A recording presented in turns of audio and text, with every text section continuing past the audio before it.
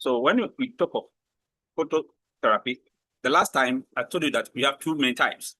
Okay, that is the Billy lights and what? The Billy blanket. Okay, so when we are studying, you have to know the two types. So with phototherapy, the main mechanism is that it's going to convert the unconjugated bilirubin in the skin, okay, into water soluble. Once it is water soluble, it can move out of the body. Okay, so that is how it happens. That's what happens. So it's just converting the unconjugated bilirubin so that it will turn it into water soluble bilirubin. Okay, so that it can be easily eliminated from the body. All right. So after treatment, we have to continuously monitor for what? Hyperbilirubinemia.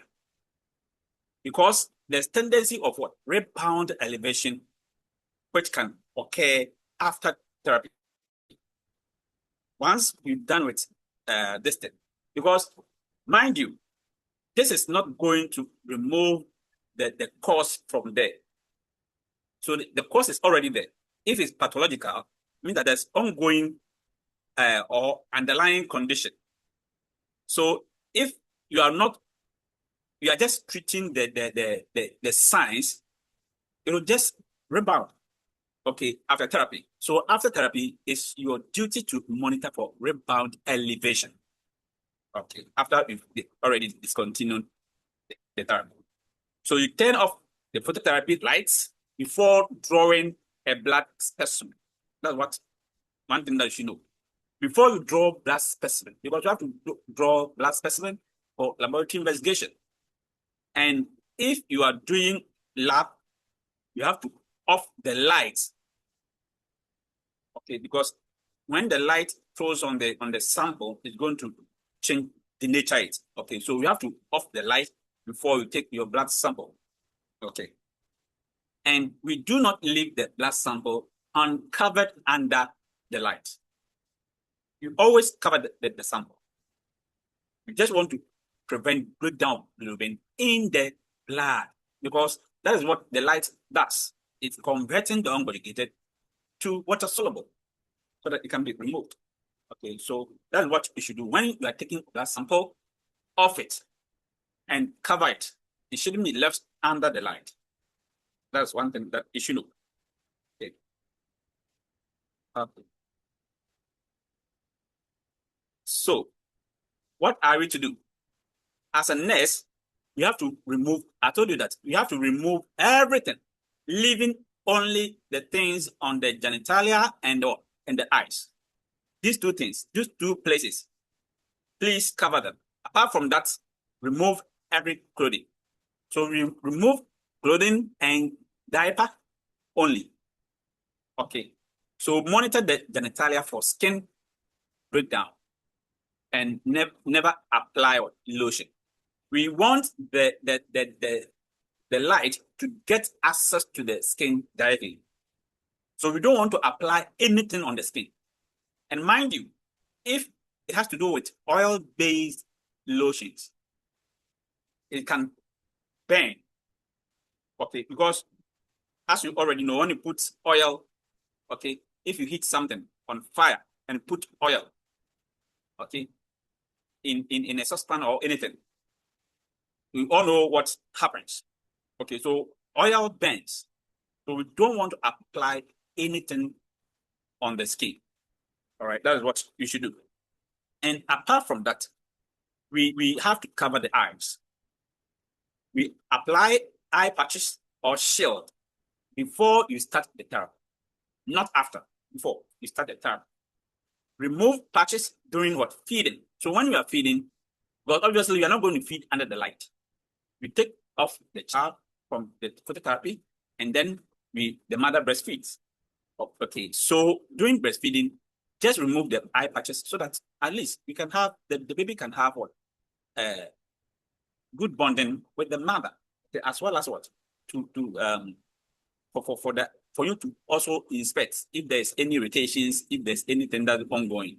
Okay, so we have to know when to remove the eye patches. When the baby is not under phototherapy, we don't apply eye patches. Okay.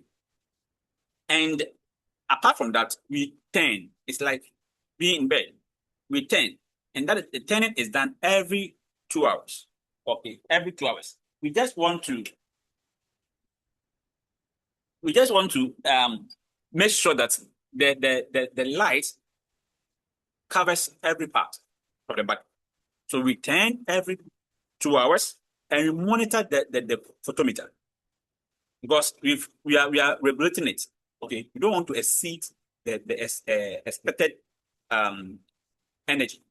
Okay, so that's what we should do. Always monitor the photometer and turn the baby every 2 hours. We check the temperature closely because it's light. It's producing heat. It produces heat. Okay, so we have to monitor the baby's temperature and increase feeding. Light, always, because light, when light, you are under light. Okay, even let's say you are under radiation, sun. Okay, we tend to lose a lot of fluid when someone is working under radiation or light. Okay, so in that case, we have to replace it. So at least you have to increase fluid and monitor your intake and output. And with intake and output, if we have 6 to 8 diapers per day, that is fine. 6 to what? 8 diapers per day. It tells you that the baby is hydrating well. Okay, you have to monitor the weight as well. So when someone is under phototherapy, temperature is very essential. We are looking at fluid loss. So we have to monitor if the baby is receiving enough feeding, that is at least 8 to 12 times. Okay, feed. So we frequently feed, remove the baby from under the lights and give it to the mother for the mother to feed. Okay, we also monitor the bilirubin level every 4 to 12 hours. Please take note. Timing is essential when it comes to these things like these things in angles.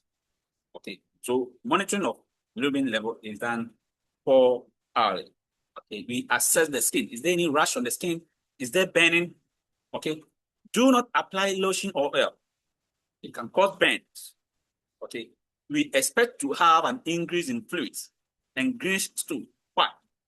Because we are looking at the bilirubin being removed from the body, and it is through stools, through urine.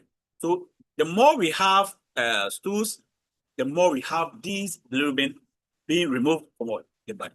So we expect that there's going to be an increase in the frequency of stools. Okay, and that should be greenish in nature, and that is expected. That is normal. So when the baby is under the light, and we are seeing an increase in stools, frequency in stools, or the baby is passing greenish stools, is expected. Okay, that is normal.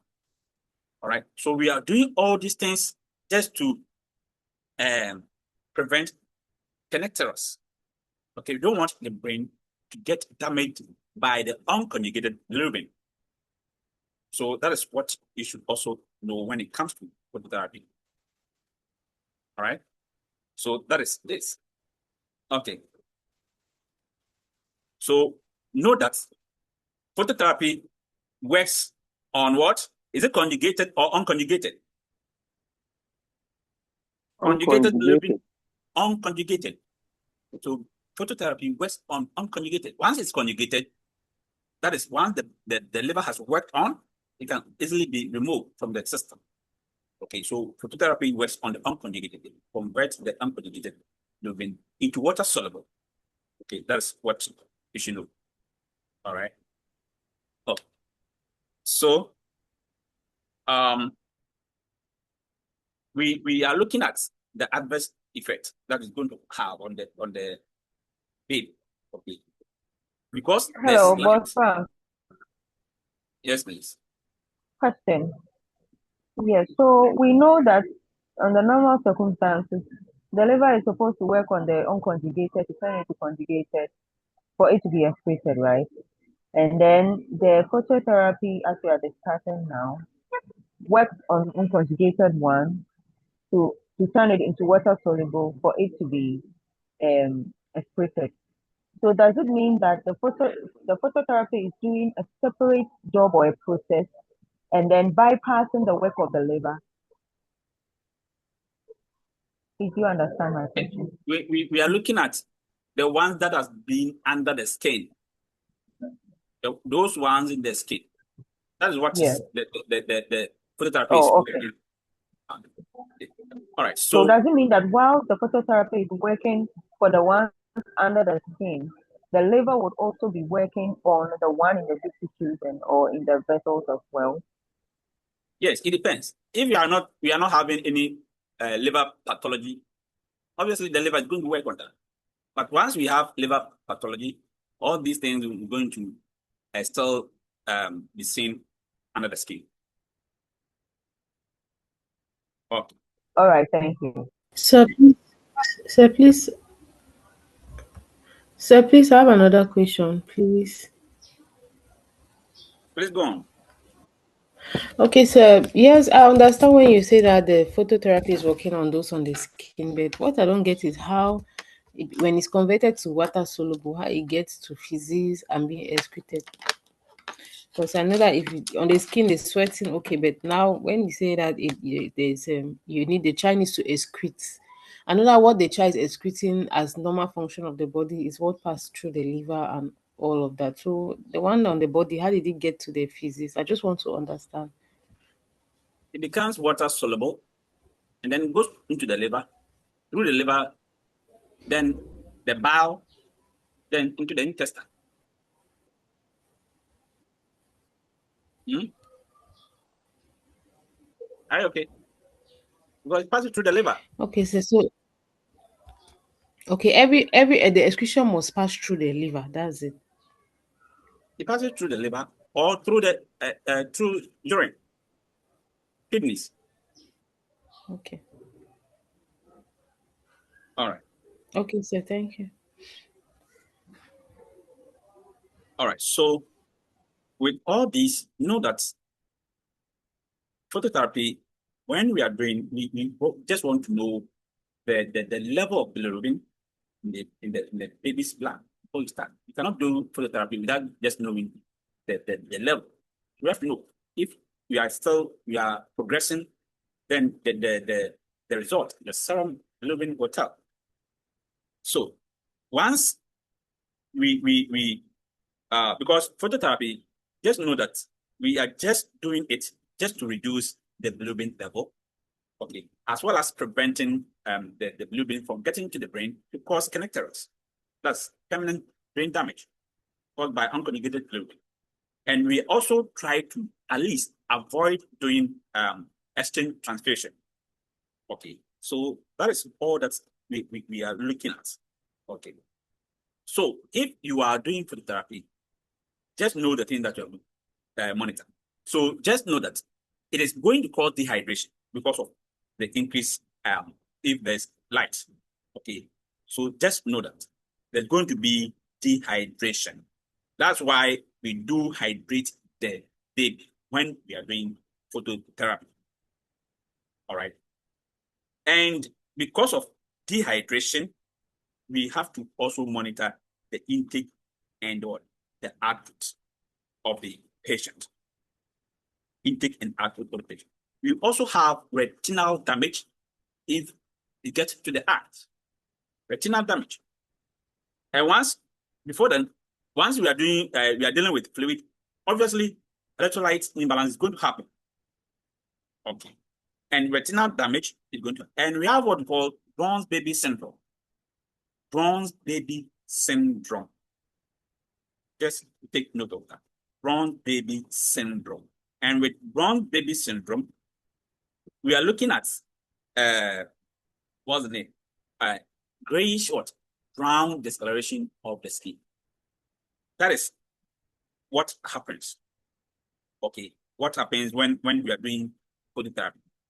That is um the the the the side effect or the adverse effects that occurs when we are doing phototherapy. Okay. So we get brown baby syndrome. That is a rare complication. Okay, it's a rare complication. So just know that the description, gray, okay, grayish brown or bronze discoloration of the skin. It can happen even to the urine or even the serum. Okay, just know that once you are receiving phototherapy, the baby can get what? A bronze baby syndrome. That is what you should know. Okay. So with this, because if you have with bronze baby syndrome, know that you are looking at the skin.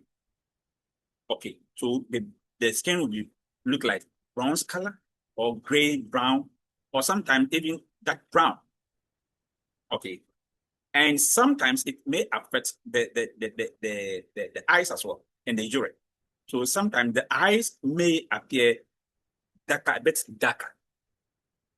Okay, a bit darker. Or even the urine may even appear dark. And that is bronze baby syndrome. So we are looking at the skin, either the eyes, either the urine, or sometimes the serum itself. Okay, that's brownish discoloration that is seen. Okay, so that's what all that happened. We are not going to see anything like pain, anything like any rash or fever. Not like that. We are just looking at the color of the skin, the eyes, urine, and even sometimes the serum. Okay, but just know that this one is just a temporary thing. Okay, this is just a temporary thing. We can just manage it. Okay, so just know that the skin color, always assess the skin color. Is the skin color turning grayish brown, or the urine turning a bit darker, or even the eyes? Okay, know your bilirubin levels. Okay, know the color of the stools. No, just be feeding, because when you feed, give more fluid. Okay, it tends to limit this. Okay, so hydrate the patient more. Okay, and know when the liver function as well. Okay, that is what we are going to. So once it develops, it's rare, but just know that it's a temporary thing. It's a temporary thing. You can just go off with this management. Okay. So when it happens, just know the bilirubin level. Just notify your healthcare provider. But we either continue or discontinue depending on the provider's discretion. All right. So that's what you have to. But over here, fluid is very, very important. Fluid is very, very important in assessing the baby as well. That's what we should do. So know what is expected in phototherapy. When you are doing phototherapy, just know that we are going to have what's the name? Loose green stools, and that is expected. I also told you that you are going to get what? Increased urine output. That is expected. Sometimes you get mild rash because of the skin, of the temperature, okay, of the heat. You get mild one. But bronze baby syndrome is not expected. It's a complication. When we are getting high pitched cry or the baby is seizuring, okay, or having acting, okay, that tells you that opportunist position, okay, that tells you that the baby, the phototherapy is not working. It's rather the bilirubin level is what increasing and getting to the brain. And the baby is getting connectors. All right. So just know that what is expected when you're doing phototherapy, what is not expected. Okay. So that is all that you should know when it comes to phototherapy. All right. Any question before we move on? Yeah, Sister Jane. Yeah, it was fun. Please, I have two questions. Number one is about when you draw samples for bilirubin check. I want to know, it's not supposed to be exposed to light. So how do you store and transport it? All over there, it's the lab technicians that will come around and then take their sample. And number two, I want to find out about the retinal damage. Is it permanent? Okay, so with the when we are having phototherapy, just I've told you that we don't want to expose the sample to what? To light. Okay, we don't want to expose the sample to light. So once the provider prescribe for what's the name? Sample, just know that we are going to off the light. You understand? So we don't want to expose to the light that is being the child is receiving. Okay, that's what I'm saying. Because once it's exposed to light, okay, it's going to convert the unconjugated to what? Conjugated, and going to affect the sample, the results. Please, do you understand? Yes, for that part, I do understand. The reason why I'm asking this is that I had a similar experience where they took a sample for me here and they asked me to send it to the lab. But when I go to the lab, it wasn't done in the facility. When I go to the lab, it was rejected. They said I had exposed it to light. It should have been in something. So I thought you could furnish us with what we should keep it in whilst we transport it to the lab. So was it what's the name? Was it the baby, was it taken from a baby? Yes, my baby, my last born, he had a similar condition. He had jaundice and then he was placed under phototherapy. But along the line, they wanted to test the level of bilirubin in the system. So they asked me to send a sample to the lab. So I had to travel and send it to a lab that was doing that. But when I went, it was rejected. They said it should have been kept in a certain envelope or something, which Yes. So cannot you be see exposed to light. But I thought it had a name. yes. So the whole thing is that you were transporting it from either the house or from a facility to a different facility, or from the house to the what do you- to the where the lab is, right? Is that not the case? Or the same hospital? It was a different hospital. Okay. So yes. So over here, we are just transporting. We are transporting the what's the name? The sample to a different facility. And we don't want to expose it to light. Why? Because if we expose it to light, it's going to what? Work on the bilirubin, especially the unconjugated, because the blood, it contains both conjugated and the unconjugated. Do you please understand? So that is what we should do. And once the specimen is taken, we don't delay. Maybe I don't know when you took the sample, but we don't delay when you are sending the sample. And once you are traveling from one facility to or from the house to a different facility, we just have to put it in the container. Do you understand, please? That one there, we don't want to get exposure to any light. Are you okay with that? Yes, and the other question was, what was it? Is the retinal damage permanent? Yes, the retinal damage. This one is something which is preventable. It's very preventable. Okay, and especially it happens when you are not applying the eye shield. Okay, or maybe the eye shield is there, but it just slipped off. Okay, or sometimes it can be due to prolonged exposure to the phototherapy. So just know that this one is not something which is going to cause a permanent damage. It will just get back to its normal how it was. Do you understand? Yes, please. Thank All right. you. Okay. So let's ask, when you are taking sample, where are you supposed to take the sample?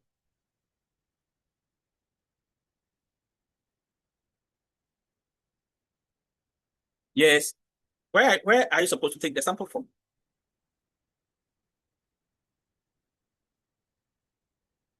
Hello? To take the heel, Okay. So that is, you can do hip prick. Okay. So over there, you can just take your sample. All right. That's the most preferred, because this phototherapy, we mostly do it for infants. Okay, we mostly do it for infants. So once you are taking sample, always we prefer doing it from the heel. I hope that's clear. Yes, boss. Okay. Thank you so much. So that is something you should know about the phototherapy. Hey, sir, please, I didn't hear where you take the sample from. My network was disturbing. Heel. Okay. Thank you. Okay, sir, thank you.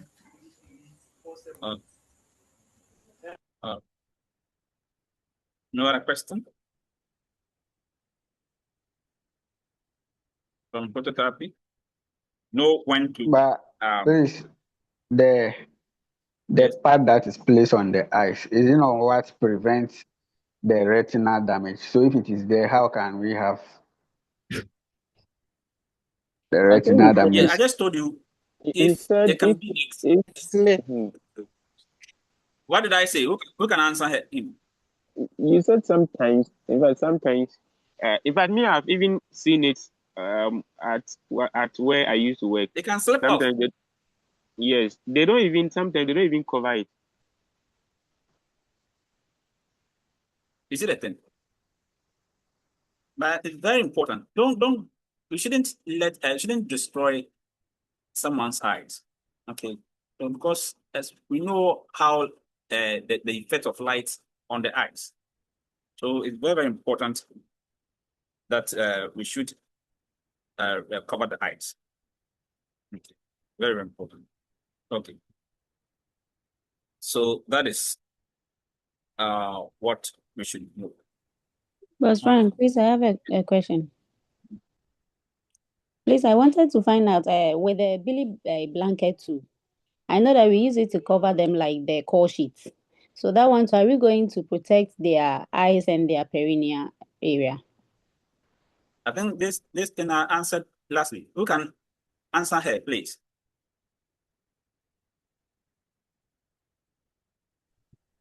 But from Yes, please. I remember you showed us a picture. So it's like a call sheet and it doesn't go any close to the eye, so you don't cover the eye.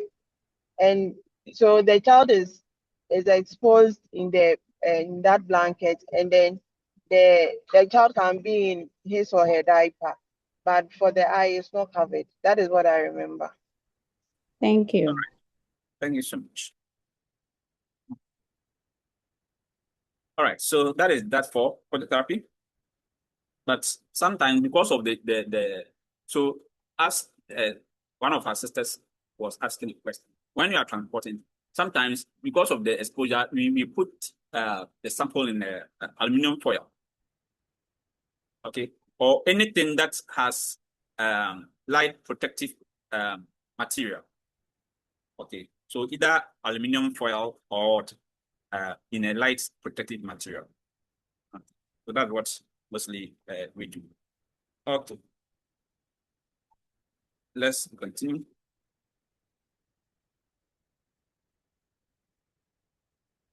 With uterine stimulant. Uterine stimulant. Uterine stimulant. We are going to talk about metal egonovine. Okay, that's metal egonovine. This one, we have to know the indication. With stimulant, we know it stimulates. Okay, so it means that we are going to stimulate the contraction. Okay, that is what you should. So once you are having metal, okay, metal egonovine, we are going to what? Stimulate metal egonovine. I hope you remember methylphenidate when you're doing ADHD. Okay, Yes. and that one is what? CNS what? Stimulant. So metal stimulates. Okay, metal egonovine, they stimulate. All right. So that is what you should know. So what is the indication for metal egonovine? PPH from uterine atony. The uterus is not having a tone, and there is ongoing bleeding. So what do? You have to give metal egonovine to stimulate metallurgy, okay, just to stimulate. And if you are stimulated, and this one, it comes from ergot alkali, okay, and it increases what? Uterine tone, because I told you that it's a stimulant. So especially if the problem is as a result of tone, the PPH. Please note, because we can have PPH from different sources, but this one, we are looking at the tone. We can have PPH from a tear, perineal tear. Okay. So with this one, we are looking at the tone of the what? The tone of the uterus. Okay. If the tone of the uterus is so down, it cannot contract. You have to stimulate it by giving ergot what? Alkaline. All right. That is metal egonovine. And to also cause contraction. So once there's contraction, it will constrict the blood vessels and decrease or slow down bleeding. So how do we administer? That is IM or PU. Okay, IM or PU. Know that. Please know the administration. Know the administration. IM or PEOS. So contraindicated in hypertension, because this one metal. You know, when you are doing methylphenidate, that versus affected hypertension. So this one is contraindicated in hypertension because it's going to cause vasoconstriction, severe one. Pre-eclampsia too, because in pre-eclampsia we are having what? Vasoconstriction. We are having hypertension. So this one, metal egonovine, once the patient is having underlying hypertension, we never give.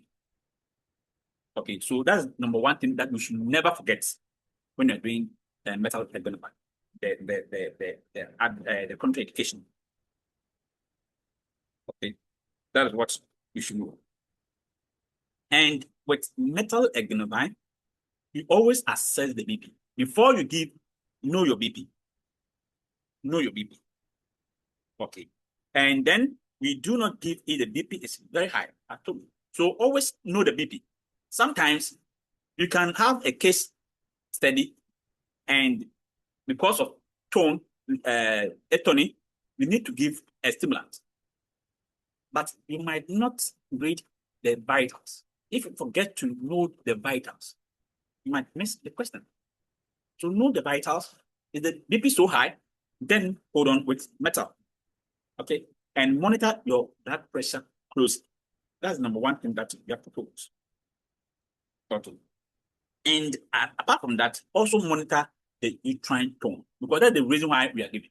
We are giving so that it will increase the tone and cause vasoconstriction and reduce bleeding. So know the uterine tone, know the fungal height, because in atony, uterine atony, we are getting uterine sub-involution, meaning that the uterus is not going back to its pre-pregnancy states. Right? So let me ask you this question. After birth, where should the uterus be? Where should are we to see the uterus? Yes, please. Two fingers below the umbilicus. I'm only trying. Okay, thank you. Any other?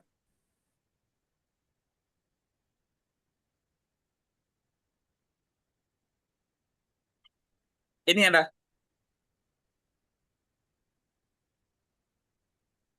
Okay, so at least once the mother has delivered, it should be at least at the level of the umbilicus. So every day, how are you supposed to see the involution? It should be reducing. What I expected, it should be reduced by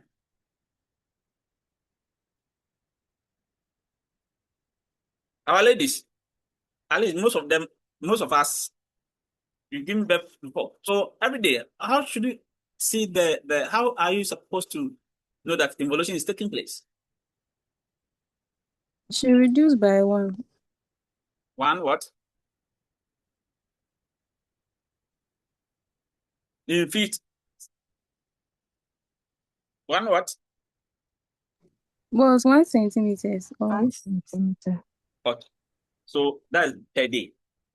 So every day. So sometimes you have to read the question. How long or how many days after the delivery? And know where you expect to get the uterus. Okay, the funds. All right. So that is it. So please don't forget the administration. It's always iron at the emergency situation because this thing it causes hypertension, severe hypertension. So you don't want to give it through IV because IV will quickly cause what? Hypertension. So we want to avoid that. That's why we give it through IM. And when we want to maintain it, then if the mother perhaps if the mother can swallow, you have to give it through oral. Okay, but always go for iron, no IV. So when the question asks you to give IV metal-like-donovine, please no. Okay, no. So that's what you should know. So this thing is going to increase the uterine volume. Okay, it's going to just sustain the contraction of the smooth muscle. All right. So know that the cause, the indication is what? Postpartum from where? Postpartum from where? Sorry. Postpartum hemorrhage from where? Uterine atony. Uterine atony. Note that postpartum hemorrhage from uterine atony. That is what the main reason that we are giving. So if there's sub-involution means that the uterus is not getting back to its pre-pregnancy state. It is where it is, not going back. That is sub-involution. And when it is going back, it is called what? Involution. So with sub-involution means that if the cause is from uterine atony, we are going to give metal-like-donovine. Okay, so that is what but so don't go and give metal-like-donovine because it's uterine stimulant. Don't go and give it when the mother is we are inducing labor. Do we give for induction of labor? No. No. Okay, so that's what you have to do. And mind you, in uterine atony, if there's uterine atony, you have to do non-invasive things first, management first. Okay, like what? You massaging the uterus. But always know that sometimes we give the first drug of choice is usually what? Oxytocin. Okay, that is the best uterotonic. Tone, uterus. That's the name. Okay. But if you are giving it what's the name? Oxytocin and there's ongoing bleeding, persistent bleeding, then we switch to what? Metal-like-donovine. Okay, so that's what we have. And we also monitor the uterine tone, fundal height, and the amount of bleeding because we are preventing bleeding. Boss Frank, Yes, Boss please. Frank, since I want to get something right. We are, oh God, sorry please for my background. You just said something right now before going on. I want you to repeat again with respect to the oxytocin and the metal-like-donovine. egonopine? I said usually the first drug of choice is oxytocin. But if you give oxytocin, the patient is what's the name? Is not correcting the what you intended to give. There's ongoing bleeding. There's persistent bleeding. Okay, then we switch to metal egonopine, provided there's no contraindication. Provided there's no hypertension. Okay, so that's what I All said. right, thank you. All right. So, Boss, yes, please, please. what about ergometry? Ergometry, Yes. it has done what?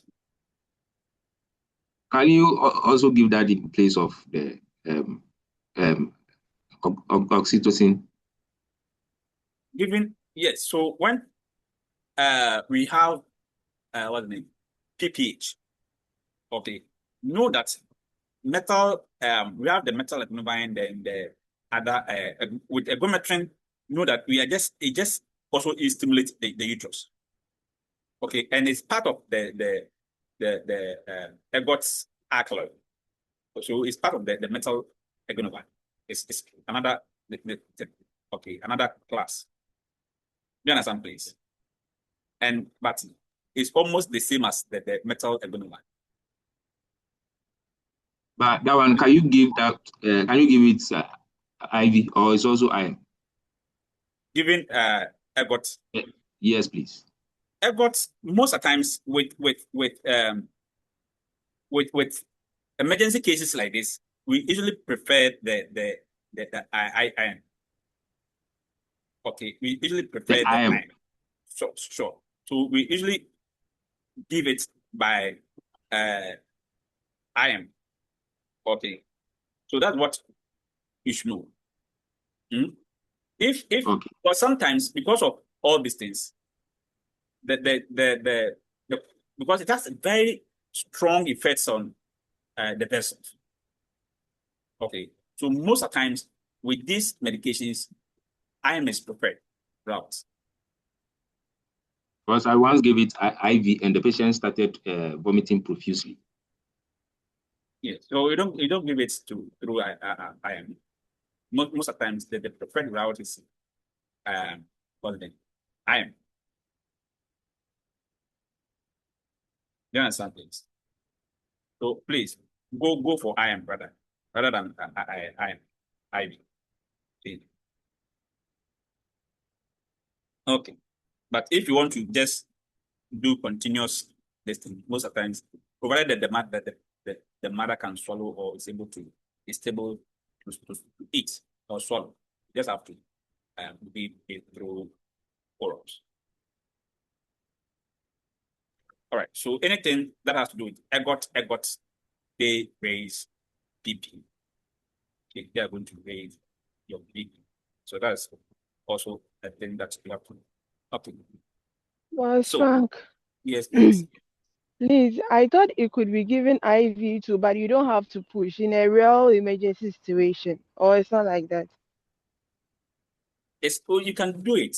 That's why I'm saying that the preferred route is what? IM. Okay. The preferred Thank you. route is IM. Because we don't want to just because as I told you, it has it is very potent. Okay, when it comes to blood vessels, so we just give it through iron so that it can gradually absorb through the muscles into the blood. Thank you. All right, thank you. So with carbopost, okay, we are going to carbopost. All right, but I've told you that if the mother is, when we are giving metal egonopine, the mother is having anything hypertension, please don't. So if the mother is having preeclampsia, or most times if severe cardiovascular conditions or cardiovascular disease, we don't, because of possibility of hypertension. So that is what you have. And know that this one can cause stroke. Because if there's ongoing vasoconstriction, severe one, you're going to reduce blood flow. Okay? It can cause stroke. It can also cause have effect on the heart. Okay, because if there's severe vasoconstriction, know that oxygen not flow to the lungs, to the heart. That will cause MI, cardiac ischemia. Okay, so know that, and it can also even cause seizures in the brain. Okay. So it's very, very important. Once there is always, before you give, know that we have to assess the uterus, because that's the number one thing that you have to do. Once the uterus is firm and there's ongoing bleeding, means that the problem is not coming from the uterus. It's not uterine atony. Because especially if you're having perineal care, you can have what? Firm uterus, but there's ongoing bleeding. So with PPH, it's not always that you're going to have atony, uterine atony. You can have firm uterus, but there will be ongoing bleeding. So know the cause. If it is obviously from the uterus, that means this thing comes in. What's the name? Metal comes in. Okay, so know what is actually happening before you give, but do not give this or this condition. But know that, as our brother said, the number one side effect is what? Vomiting. Vomiting. So nausea, vomiting, or sometimes it starts with abdominal cramps. So abdominal cramps comes in, nausea comes in, the patient will throw up. Okay, and if it's causing constriction in the brain, it means that less blood will be flowing to the brain. So that means the patient is going to experience what? Headache and dizziness, seizures. So just know the mechanism and can come up with the signs. Okay, side effects. Okay, so metal adrenaline, metal. Okay, most of the times start with the GI, then it gets nausea, vomiting, and headache if blood is not flowing to the brain, seizures and dizziness as part of the side effect. You know that once it's causing contraction, patient is going to experience pain. Okay, from uterine pain. Okay, so that's what we have. But if patient is experiencing chest pain, know that blood is not supplying to the lungs. Okay, so it's a serious side effect. Okay, it's a serious adverse effect. If the patient is developing spasms, okay, vasospasms, or patient is developing seizures, just know that this having serious effect on the various organs. All right, so that is mostly what you have to do. So once you see the major side effects like chest pain, okay, you see like what's the myocardial ischemia, or patient having signs of stroke, okay, or seizures, quickly you have to hold on with the drug. Okay, hold on with the drug. So that is all that we have to. And if patient, let's say, is experiencing blood vision and what's the name, shortness of breath, those things, know that it is causing vasoconstriction either in the lungs or in the brain. Okay, carboprost. All right, carboprost. If you are having carboprost, that's another name as well, hemabits. And this one, we give it when the patient is having PPH. All right, PPH. So with carboprost, know that it's just going to have what does it mean? Prostaglandin. Okay, to stimulate uterine contraction, and so that it can slow down bleeding. All right. So what are you to consider? This one, route is what? What's the route? Iron. Okay, route is iron. Preferred route for most PPH, iron. Okay, so that's what you should also know. And it's contraindicated in asthma because of bronchospasms.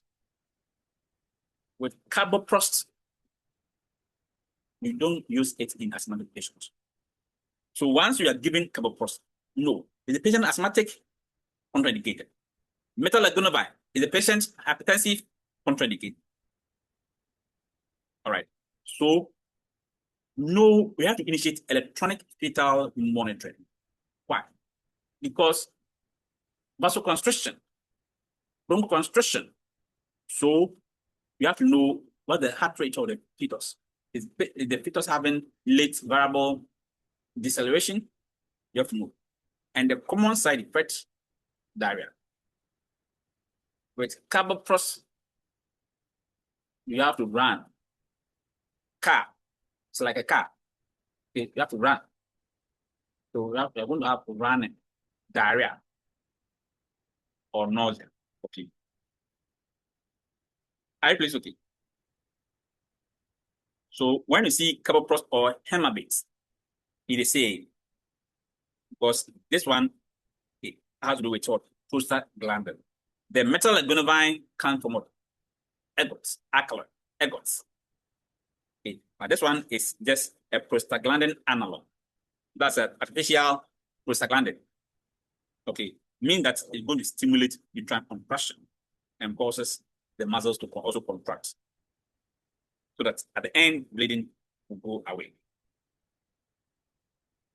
Are you okay? So when we are having PPH, know that especially when there is uterine atony. Uterine atony. So carboprost methyl most of the times uterine atony. Okay, and note that it's not a first line medication. Always the first line is what? Oxytocin. Okay, oxytocin. Unless the patient is having contraindications or anything that has to do with, we need strong contraction. Okay, oxytocin is not working, then we have to go in for methyl egonobate. Okay, so please know that. But number one thing that you shouldn't forget with carboprost is asthma, contraindicated asthma. Okay, so that's what we have to do. So this one is going to stimulate the prostaglandin. Okay, so that prostaglandin will be very powerful on the uterine contraction. And at the end, it stops bleeding. And know that the route is IM. Most of the times, it comes in. It comes in microgram, right? Microgram. Okay. So, and we have to give. So if you give maybe 30 minutes or 1 hour time, if you're not seeing improvement, you can give. Okay. It comes in microgram. So that is what we have to do. So we don't give it through IV. Why? Because of what? Bronchoconstriction. Bronchoconstriction. So carboprost has effect on the lungs. Methyl has effects on the blood vessel. Okay, so that is what we have to do. So the biggest contraindication is asthma.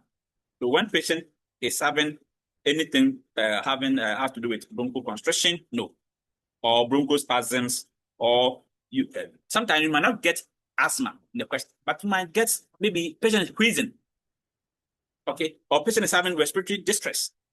Know that one patient is having wheezes or respiratory distress, there is what? Vasoconstriction. Bronchoconstriction. Okay, so obviously we are going to. So number one thing is that know that the patient is not having asthma or you give. Okay. All right. So know the side effect as well. With carboprost, you have to run. Carboprost run, and running comes from the abdomen as well. The patient might have abdominal cramping, nausea, vomiting, the same thing, but no carboprost they run. All right. Okay. Let's end here. Tomorrow, God willing, you continue. Any question? Boss Frank, Yes, please. you said that the oxytocin is the first line for management earlier, but I quite remember we solved a certain question some time ago, and that particular question, everybody had the answer wrong. We choose oxytocin, but the answer you gave was not oxytocin, it was methylgonovine. So I don't know, let me pose the question so that everybody can look at the question. That was in February this year. You said the patient, I'm coming to post. Okay. Please have posted the question. And everybody chose oxytocin, but the answer you gave was D, which is methylgonovine. So I don't know, since that day, a nurse is preparing to assist with an emergency cesarean delivery for a client who has obstructed labor and excessive vaginal bleeding. The nurse should anticipate administering which of the following medications to prevent hemorrhage? You have oxytocin, magnesium sulfate, terbutaline, and methylgonovine. The answer was D. So I don't know, because it said the first choice is oxytocin, but in this case you have both oxytocin and methylgonovine. Is it that in such cases you go for the stronger one? Do you have a question? I've posted it on the chat. Chat box. Yes. Where's the question?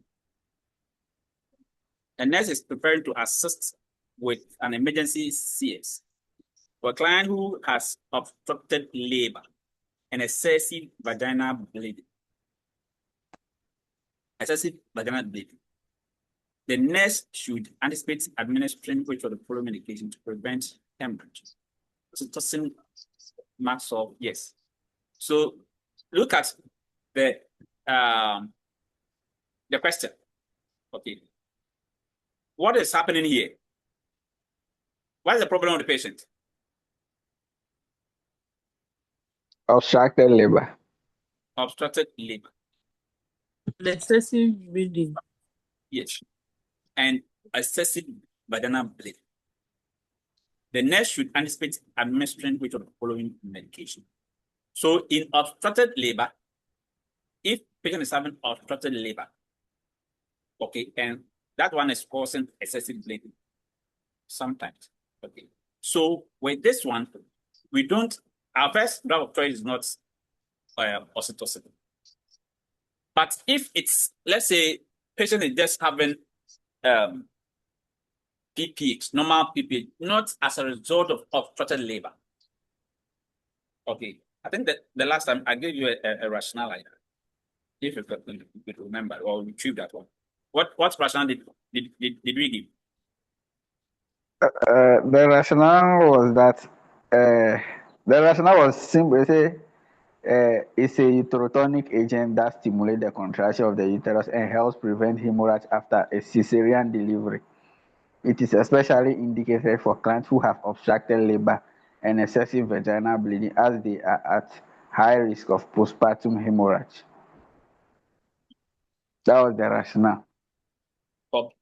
So you know that methylgonovine is uterotonic. All right. And once patient is having obstructed labor, okay, we don't go in for what's the name? Oxytocin. Okay, so that's one thing that you should also know. With obstructed labor, oxytocin is not the preferred drug. I don't know. I followed through to read, and I had something that they said that methylgonovine gives more forceful contractions more than oxytocin. But when you said today again that the first line is oxytocin, that's why I'm confused. Don't get confused. One thing is that with oxytocin, if we have not having, you come to oxytocin, if you have not having anything because all the drugs, they have their contraindication. You know that they have contraindication. We give oxytocin, but oxytocin has its own contraindication. Okay, so once the contraindication is there, we are not going to give.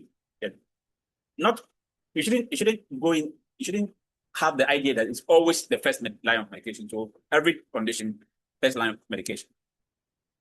And what about if the patient is having contraindication of that medication? You have to go in for that same medication? No.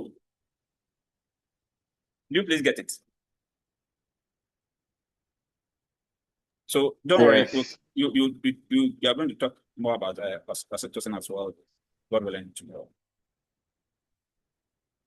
All right. Any question? All right. So let's consider the question. It says that the nurse is monitoring a postpartum client who had just received carboprost-tromethamine for management of hemorrhage. Which of the following actions should the nurse prioritize? A. Assess the client for signs of hypertension. B. Monitor the client for signs of uterine involution. C. Evaluate the client for potential gastrointestinal side effects. And D. Administer additional analgesics for abdominal discomfort. Which one do you think is the answer? Yes. You're looking at the priority. Okay, so I've seen C. C. Yes. Okay. I'm seeing C. Okay. Any other?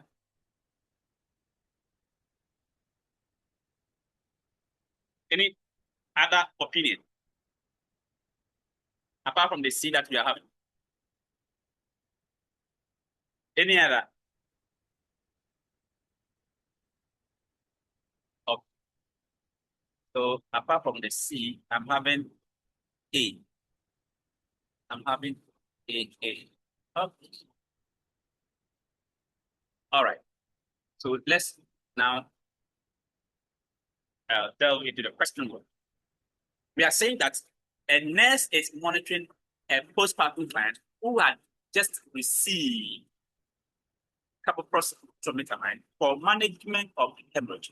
So our purpose here is that we are managing hemorrhage. Which of the following actions should the nurse prioritize? You're looking at the one that we should prioritize. Okay.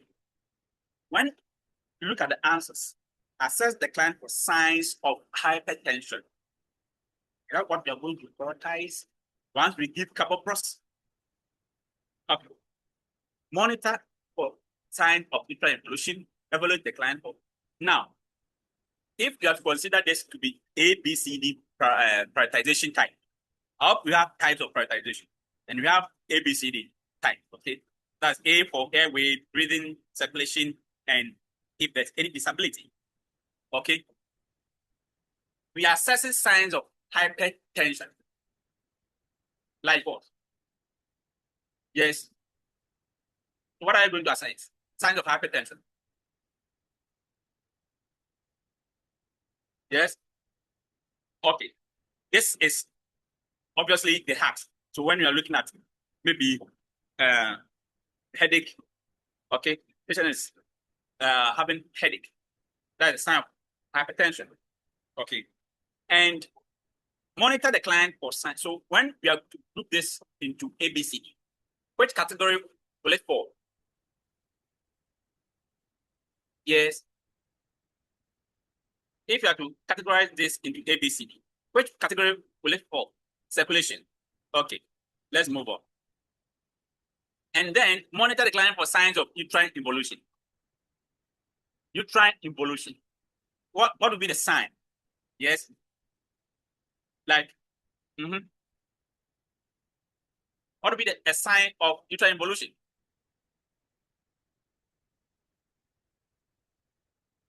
Yes. Bleeding. Oh. Bleeding stops. Okay. That's one sign. Okay. The pandus is will be reduced. Very good. Panda height. Dashing panda height. All right. Okay. That's a sign. So which category will this fall?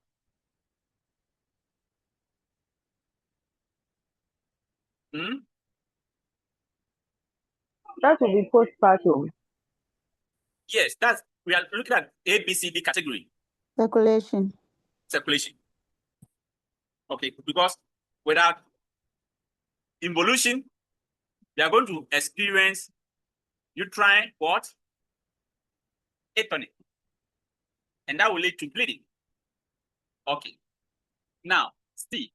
Evaluate the client for potential gastrointestinal side effects. Like what? Vomiting. Like nausea. Diarrhea. Diarrhea. Very good. Administer, and that falls under. That falls under. Hello. We are still under circulation, isn't it? Yes. Okay. Administer additional analgesics for abdominal discomfort. That falls under what? D. That is discomfort. That is pain. Okay. Other disability. Okay. So when you look at the Maslow's hierarchy, you're going to fall under what? You're going to fall under what? Psycho what?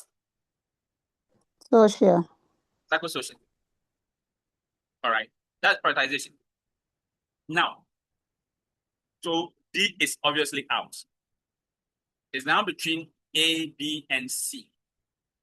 Okay. Now, we are saying that C has to do with signs of gastrointestinal side effects, like patient having diarrhea, patient having nausea, vomiting. That is fluid. Okay.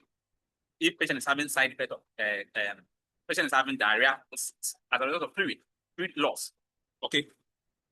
And between fluid loss are side effects. Okay. And that one, is it expected or not expected? It's expected. It's expected. Okay. All right. Apart from that, when we have gastrointestinal side effects, which of course we are having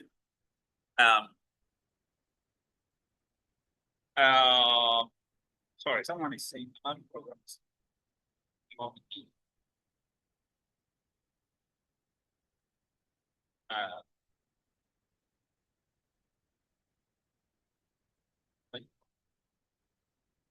Okay. So, sorry. And monitor for signs of uterine involution. Because when we give carboprost, what are we expected to happen? What is Arrest bleeding. the actual expected is that we want to what? Reduce what? Hemorrhage. We want to prevent hemorrhage. We are giving it to prevent hemorrhage. Okay. And that's the actual side effect. That's actual. Okay. That is actual. That is expected and is actual. And evaluating the client for gastrointestinal side effect. That is a potential side effect. Potential one, isn't it? Isn't it? Is that the reason why we are giving it? No. No. Yes. I mean C. No. That's not the main reason. Our main reason is that we want to see if there's contraction. And once there's contraction, bleeding will stop. Because we are giving this medication for hemorrhage. And the best one that will align to the reason of giving is what? Answer option what? B. B. B. Sister, we are giving for hemorrhage. Hypertension is not the main reason. We are using this to manage postpartum hemorrhage. And if there's uterine involution, it tells us that the medication is what? Working. We are seeing the expected actual what? Effects of the medication. But the side effect is a potential one. That's not what we expect. Although it's expected, but that's not the main reason of giving the medication. So your priority is know if there's bleeding or not. And if that would be what? Uterine involution. The last time I told you, I think yesterday and even previous days, Does it make sense? So evaluating for side effects is not our priority. We are giving medication, so go and see if that patient is vomiting. No, whether the bleeding has stopped or not. That's why we are giving. That's our priority. So please read the question well. Our priority, why are we giving the medication?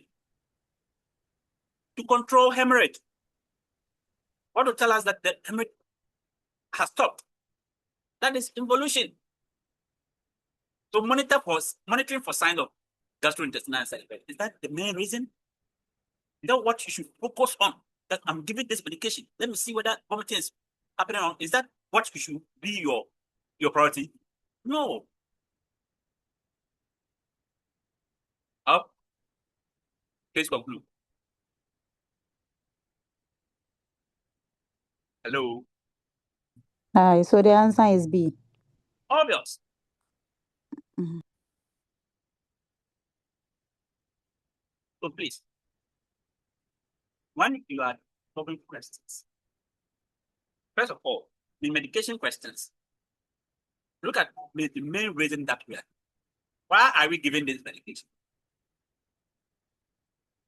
Okay. And that is, we want to prevent hemorrhage.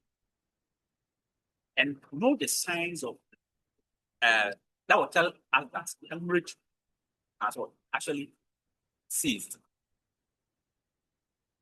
Okay. And that is when we are having involution. It's a sign that we are having our aim achieved. Sir Frank, Yes, please. please. So how do we know that they are asking for the expected outcome and not the complication? All right. Even when we are giving medication, when we are giving, let's say, paracetamol, okay, that is acetaminophen. What would be your priority? Why are you taking? What's the main reason? Your priority means the highest. Your priority. What's the main reason? That's the main reason. That's priority. What is the main reason of giving the medication? Yes. Pyrexia or it's a pain. Yes. Control the pain. All right. So we are just giving control what pain. All right. And the question is asking that the priority of giving this drug. Okay. And it asks you with prioritization, we have different type of prioritizing what's the cases like this. Okay. So when you are having paracetamol, okay, when you are taking paracetamol, the person asks you what's your priority. The reason why you are giving the medication is what? Is to reduce if there's gain, reduce gain.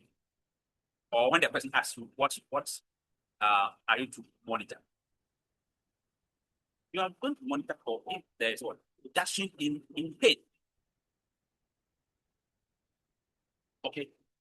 Our focus is not to monitor for the side effects. That's not why we are giving the medication. Our focus of giving the medication is to see that it is achieving its purpose. I please. So Yes, over please. here is asking you what is your priority. Of course, the reason is to control bleeding. And if the reason is control bleeding, then our priority be something that has to do with circulation. Sorry. Of course, yes, something that has to do with we want to see that there's what ongoing or we want to see that the hemorrhage has got ceased. And that would be to have monitoring for signs of hypertension.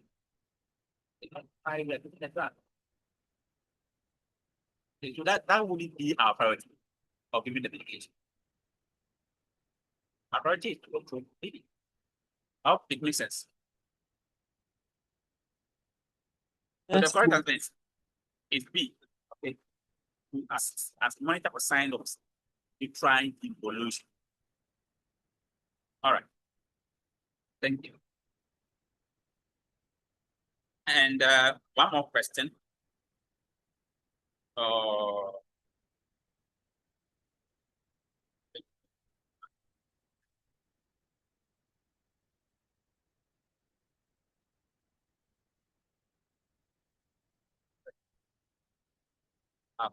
Balance.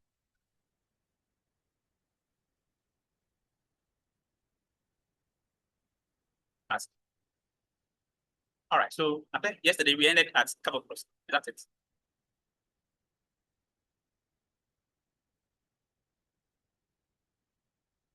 Yes, please. Oh. So we talked about metal economy as one of the most potent drug of all the interest in all the products. So today we are going to continue with and we also talk about couple of process. We talked about yes, Boss Frank, please, I'm confused, eh? I understand the explanation you've given, but I yeah, thought that when you are answering priority questions, yeah. you prioritize unexpected over expected, unexpected findings over expected findings. So if you are given carboprost and your aim is to stop bleeding or cause the vessels to constrict in order to stop bleeding, then the uterine evolution, which is a sign of the bleeding stopping or the uterus contracting, is something you are expecting. So that wouldn't be your priority. But then if there is something that is unexpected, that would be what you would capitalize on and then intervene. Or it's not like that. Okay. All right. So let's look at all the answer options, whether they are expected or not expected. Hypertension, is it expected when we are giving carboprost? No. Hmm? I think it is expected because it is one of the It's side effects of expected. It's stimulant. Yeah, yeah. It's expected. We expect to see the side effect of carboprost. We are not looking at the adverse effect or the complication. Okay. This one is the side effect of the drug. And the side effect of the drug is expected. Okay. So when you are dealing this question with expected and unexpected, you get it wrong. Because hypertension is expected. Uterine evolution, is it expected or not expected? Yes, It is expected. it's expected. But once we have hemorrhage stopping, okay, uterine evolution continues. So it's expected effects of the drug. Gastrointestinal side effect, expected or not expected? It is expected. They are expected. It's expected. You have nausea, you have vomiting. Okay, it's expected. If not even vomiting or diarrhea, it's expected that you have not. Okay. Administer additional analgesics for abdominal discomfort. So having discomfort, is it expected or not expected? Having abdominal discomfort, expected It or is not expected. expected? Because you're going to experience I think contraction. it's expected. You're going to experience contraction. And that contraction is not comfortable at all. So when you want to use expected versus unexpected to answer this question, you're going to get it wrong. So with prioritization, we have different types of prioritization. And each one type or each type works for different questions. you can't use the same prioritization, what's the name? Prioritization, give me English, skills, or thing to what? Answer every question. The same thing, like expected, unexpected. And every prioritization, you're going to use expected, unexpected. No, you get it wrong. Oh, it's well understood. So Yeah, this but question, okay. But yes, please. So I think that it is well understood in that even though it is expected, if we know that we get to know that indeed the drug is working, we may not maybe decide to add more dose or repeat dose, and maybe repeating more dose would also go against the patient or affect the patient negatively. So it does really make sense a lot over here when you take it that way. Yes. Thank you. Please, as a start, do you understand the question now?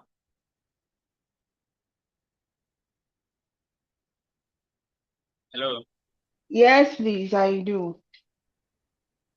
So I think Bulgaria has prioritization recordings.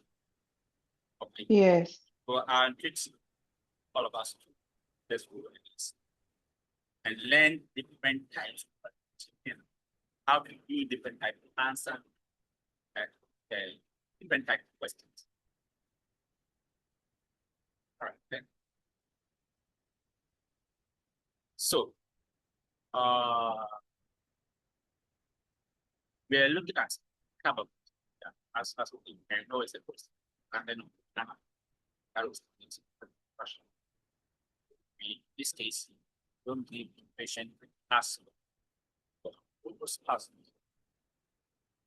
And also the question of without and that's car and also boss, please, your line is breaking. The line is breaking down. sorry. So I hope it's okay now. Yes.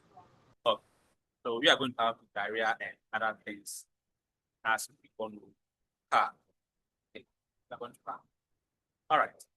And our next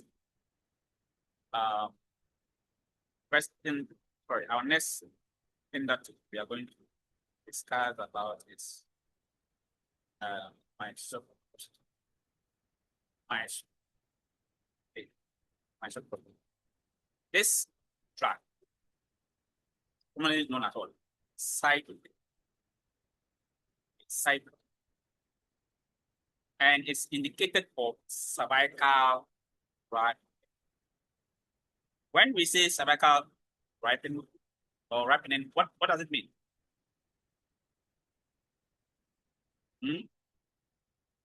I think dilation, to enhance dilation. Yes. So cervical ripening, it's like when the fruit ripes. Okay, it means that that's. Please don't let me remove you. When I see you, So I'll quickly remove you. it's a softening of the during labor. Yes. So cervical ripening is just making it soft. Are you okay? Cervical ripening, okay, it's making it soft and also to prevent PPH. Okay, prevent PPH. So when we see microscope, just have to know that we are giving this medication to ensure that the service is soft, okay, and also to prevent PPH. Okay, and the mechanism is that prostaglandin, it has a prostaglandin analog that also softens the surface, that is the ripening, okay, ripening, and stimulates contraction. Okay, it's going to stimulate contraction. So this know the administration for this medication, introtonics and chocolatics, please know the administration. So it's given by vaginal tablet. Administer vaginal tablet. So we have to set it. Okay. So that is administration method. And it's contraindicated in a client with what? Uterine scarring. That is when patient is having previous CS. So we don't want to have, don't want to give to patients who have already undergone CS, and especially if it's very short. They're having a very short interval between previous CS and delivery.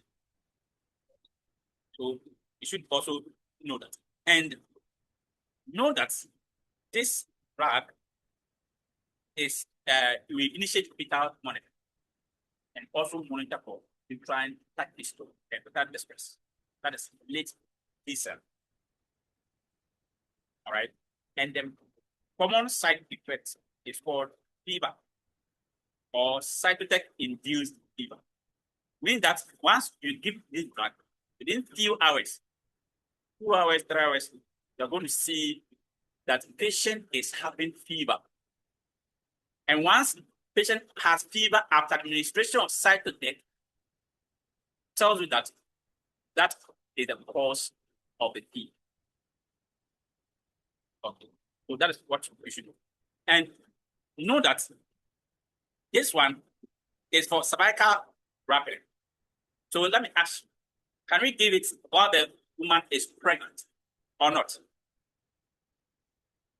Or while the fetus is still there? Can we give it?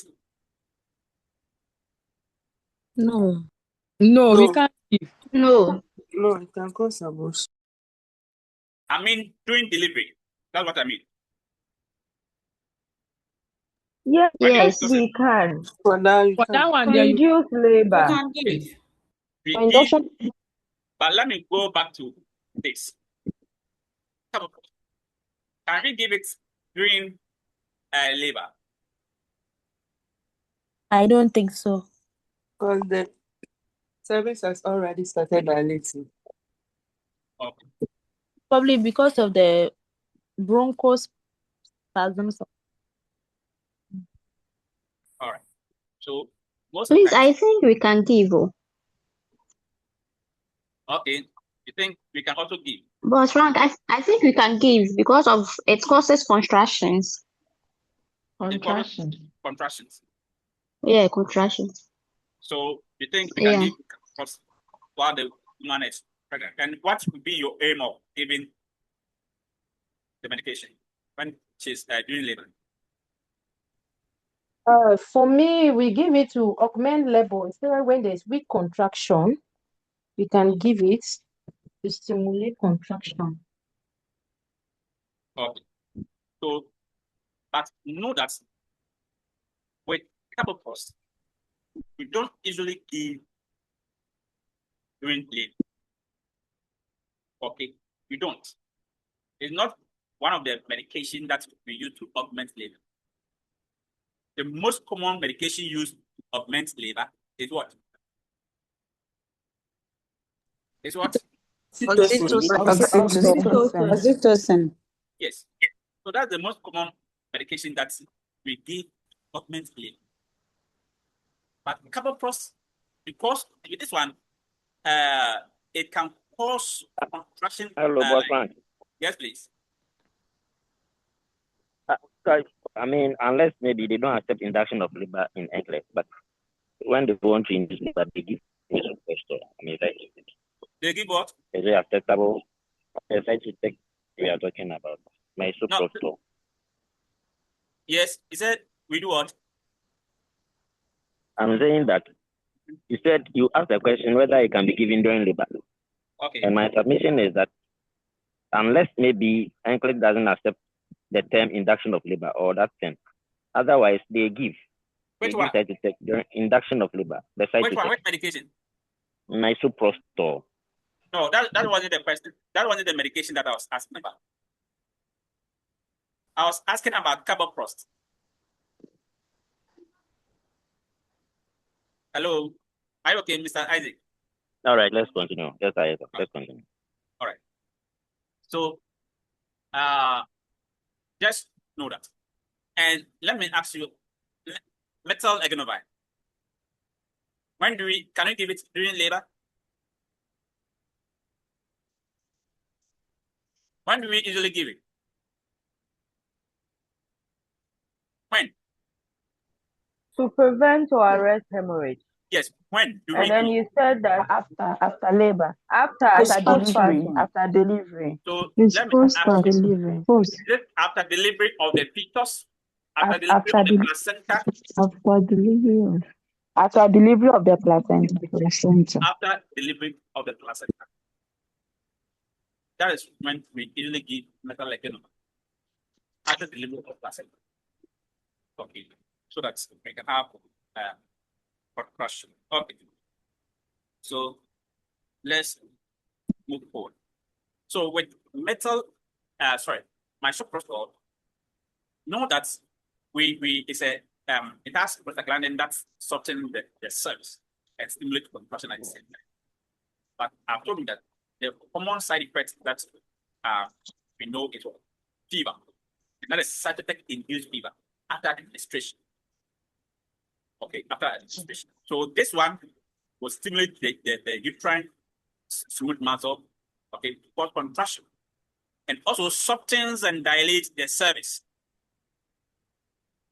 Okay, so our brother was asking, was making a submission that we can use to induce labor. All right, so that is what you should know. Okay, because it's going to cause what? Cervical rapidly. That is going to soften the cervix. And once it causes contraction, then the contraction will also dilate the cervix. Okay, so we can use it. So that's what we have to do. And this one, I think, do we use in other condition? What other condition can we use misoprostol? Stomach cancer. Yes. To induce abortion, or Stomach ulcer. We are not talking about abortion. We are looking at other conditions that we used to. We are looking at ulcer. Okay, ulcer. Please, whose mic is on? After answering, please just mute up. Okay. So we use it in peptic ulcer because this one protects the mucosa.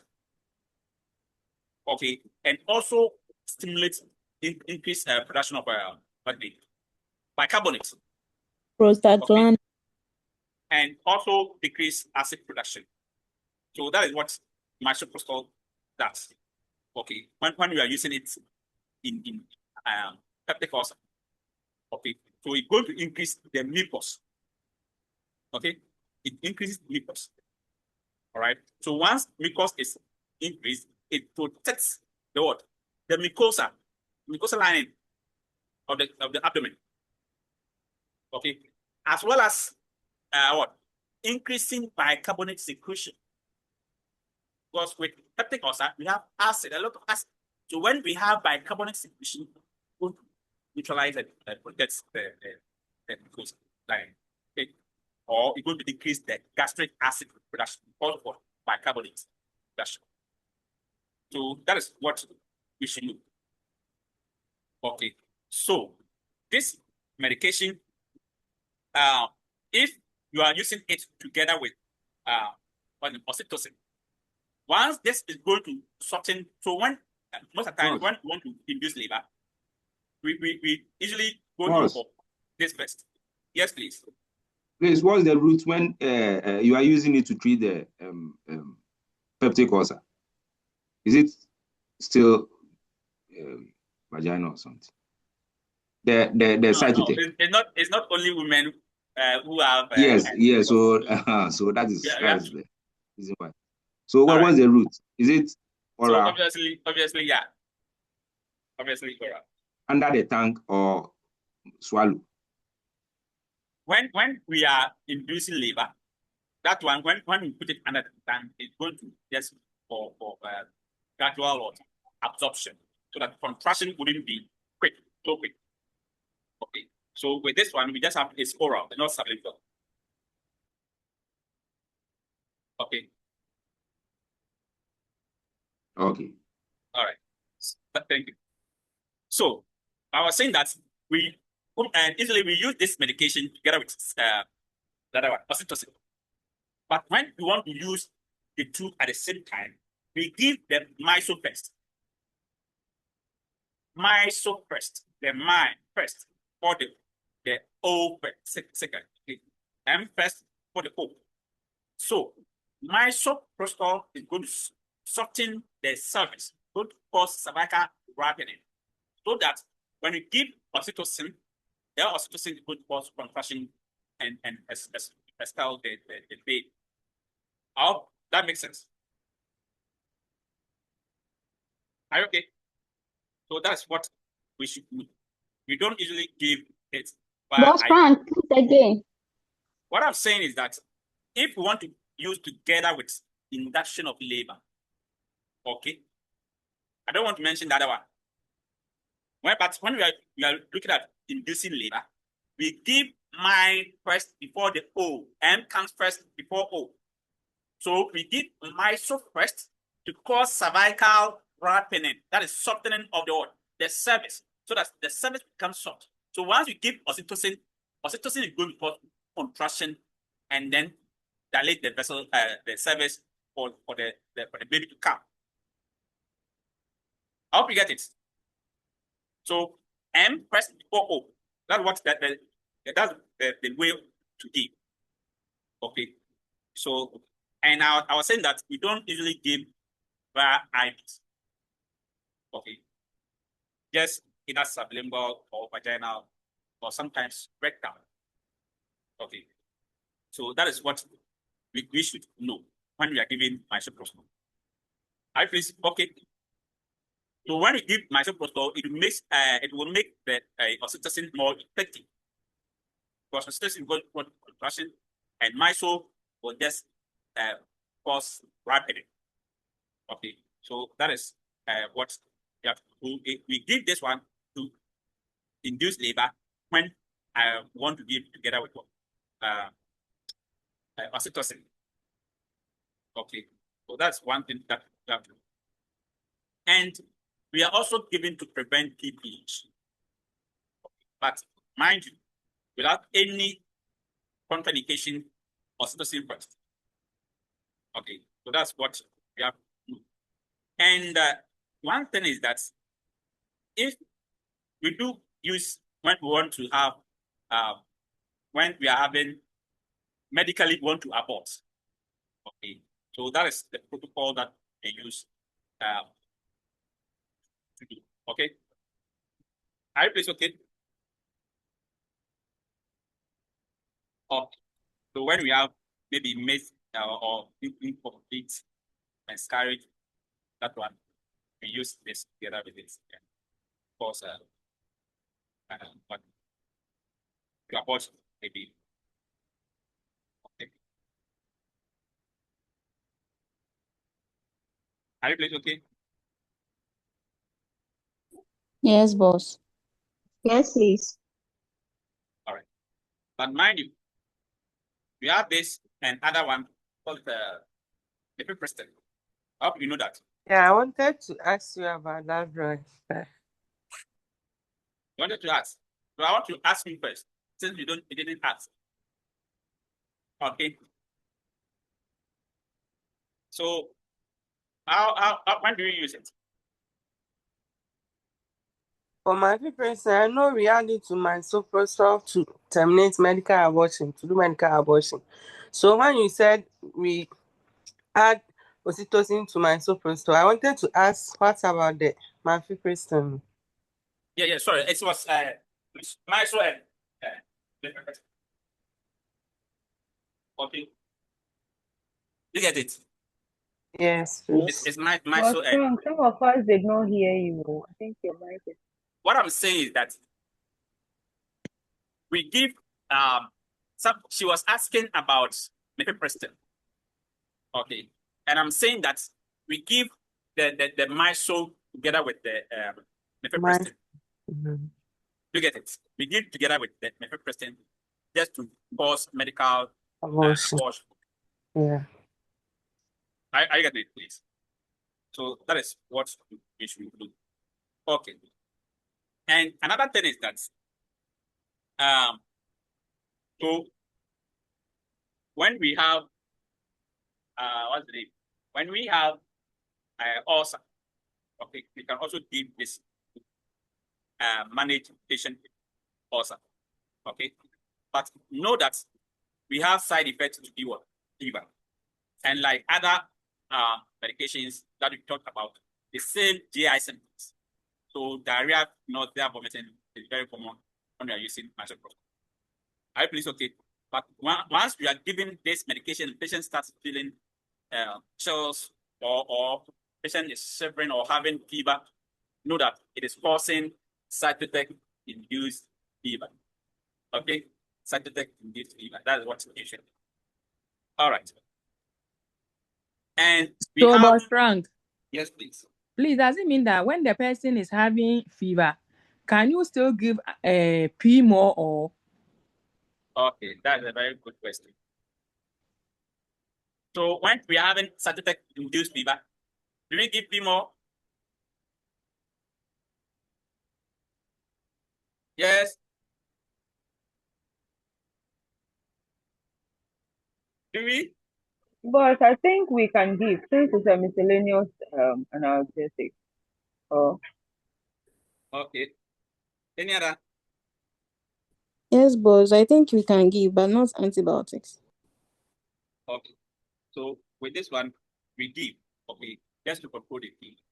But because it's not as a result of infection, we are not going to give antibiotics. Okay, so just do that once. Sometimes patient can, after delivery, give microprostol. The patient is developing fever. I think that's infection. So Boss, can we give ibuprofen too? Okay. So Ibuprofen. what we can give ideally in the paracetamol just or acetaminophen can just control it. Okay. Okay. but I don't think we can even give the ibuprofen because it's an NSAID, right? So it's going to give this counter effect. I don't know, unless I If don't understand if the woman is not having any ulcer or anything like that, we can still be fast. Recently, I had a case at emergency. The lady said she took some of this medication. We gave her ibuprofen too. Yeah, so most of the time, the medication that we give, the initial one that we go into is the acetaminophen. Okay, so just give it acetaminophen. But when you give ibuprofen, that is not going to cause any harm, provided the mother or the woman is not having ulcer. Okay. Okay. All right. So, That's Frank. yes, please. Please, I know that the safest analgesic you can give in pregnancy is the paracetamol or Tylenol. But at what point can you give the NSAID? At what point in pregnancy can you give NSAID? NSAIDs, when we are giving NSAIDs, it depends. Okay. Some NSAIDs, for example, because of its side effects. All right. For example, what's the commonest side effects of NSAIDs in terms of pregnancy? When you are comparing pregnancy, yes. That is what? Is it that tooth? I've forgotten the name. Bleeding. Bleeding. And I know it affects the heart of the child. Or which one? I know it affects indomethacin. And when we gave that cirrhosis. Yes, so when you are talking about indomethacin, that one is different. Okay. Oh, but okay. Because of bleeding effects, okay, we should. But this one, the person has already delivered. You are looking at after delivery. Okay, cytotec induced fever after giving cytotec and the person. sometimes. Okay, so it is indomethacin that causes the ductus. Yeah, but Closure we of have to that lactic acidosis. Okay, thank you very much. Thank you. Indoor. That is that. It's a that. In the two great acts. So when you give him the metacin, that's why sometimes you don't give him the metacin for more than 48 hours because of closure of the ductus arteriosus. It will cause patent ductus arteriosus. That's the condition. All right. So when we are giving dinoprostol, know that we another name is what? Subidal or Prepidal. And this is indicated for cervical rapiding before labor induction. So this one you can also give together with oxytocin when you want to induce labor. Okay, and that is for cervical rapiding. So know that the dinoprostol and misoprostol, they are given to what? Because cervical ripening. Okay, the dinoprostol for cervical ripening. And the mechanism is that it has prostaglandin that obstructing the cervix and also promotes dilation. All right. But one thing is that when we are administering, just administer it via vagina.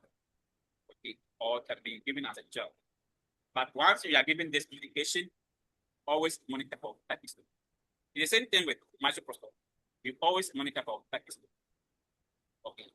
So we monitor for uterine tachystool. I hope you know tachystool. more than 5 contractions. More than what? 5 contractions. In 10 5 minutes. contractions in what? 10 minutes. 10 minutes. Okay.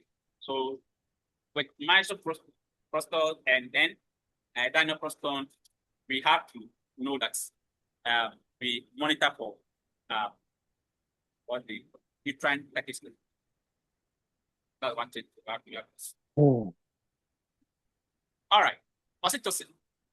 That's pitocin. This one is also indicated to induce or augment labor. It's also used to control PPH. Okay. So let me ask you, with dinoprostol, can we use to control PPH? No. No. No, this is for cervical. No. Okay.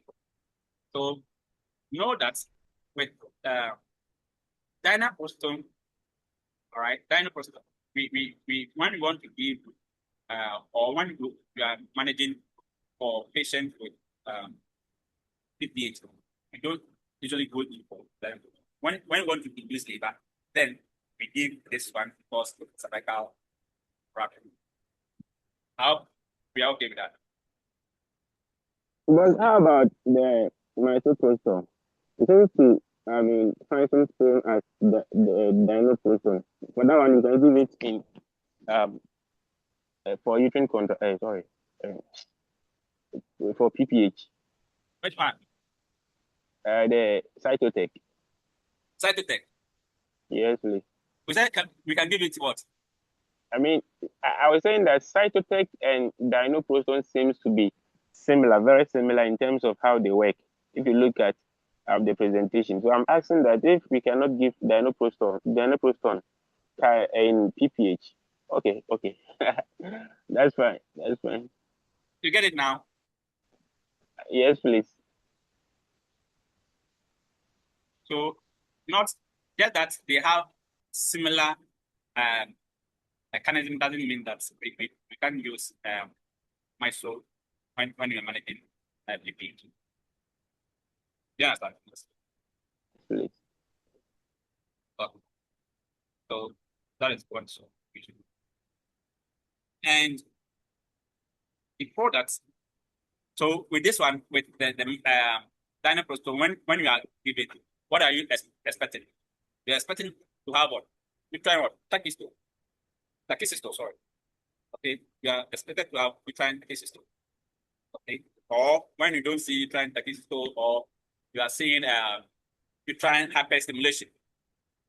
Okay, so that is what also. Okay. So oxy, that is pitocin, the oxytocin. And this one we use to control PPH and also to augment labor. But it's going to stimulate uterine contraction by acting on oxytocin receptors in the uterus. Okay. And when you are administering it, you can administer a secondary IV infusion via pump. Look at the word via pump. It's not what's the name? It's not a bolus. Okay. So Josie, please, you are writing on my screen. So you have to do it via infusion pump. And we titrate based on the progress. Okay. And how the fetus is tolerating. Okay. You can also administer as IM for PPH. But know that when we have vertical incision, but recently we are not having vertical. All the incision that we are having now is what's the name? Horizontal. Okay, horizontal incision. At first they used to have vertical incision, but nowadays they do horizontal ones. Okay, so when they're having vertical incision, we usually don't give oxytocin. We give what? Uterine rupture. And we initiate fetal monitoring as well because of the concussion, we can reduce that supply to the fetus. So once we are using it during labor, okay, not just after delivery, during labor. Boss, please, you said nowadays we use what incision? The horizontal one. Okay. Because nowadays, when those we do incision for delivery under the at the symphysis pubis, okay, just above a little bit above the symphysis, or just below the navel. Okay, we just cut it across. Okay, at first they were doing for the vertical. Okay, so that's what we should know. And once you are giving this, because of uterine rupture, we don't give it when the patient has a vertical incision done. Okay. And we stop oxytocin infusion and initiate on intrauterine resuscitation if necessary. Okay. If it's causing complications, we have to stop oxytocin and initiate intrauterine resuscitation. All right. So that's another thing that we have. But once we are giving oxytocin, Frank. yes, please. So the contraindication, is it totally for all previous CS or is just for the vertical incision one?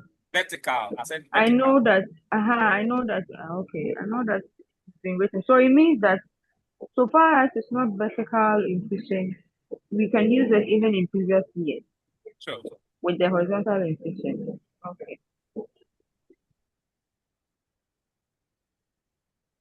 But notwithstanding, we have to make sure that because when you have CS, which is very close to previous CS, which is very close to type of delivery, you don't usually want to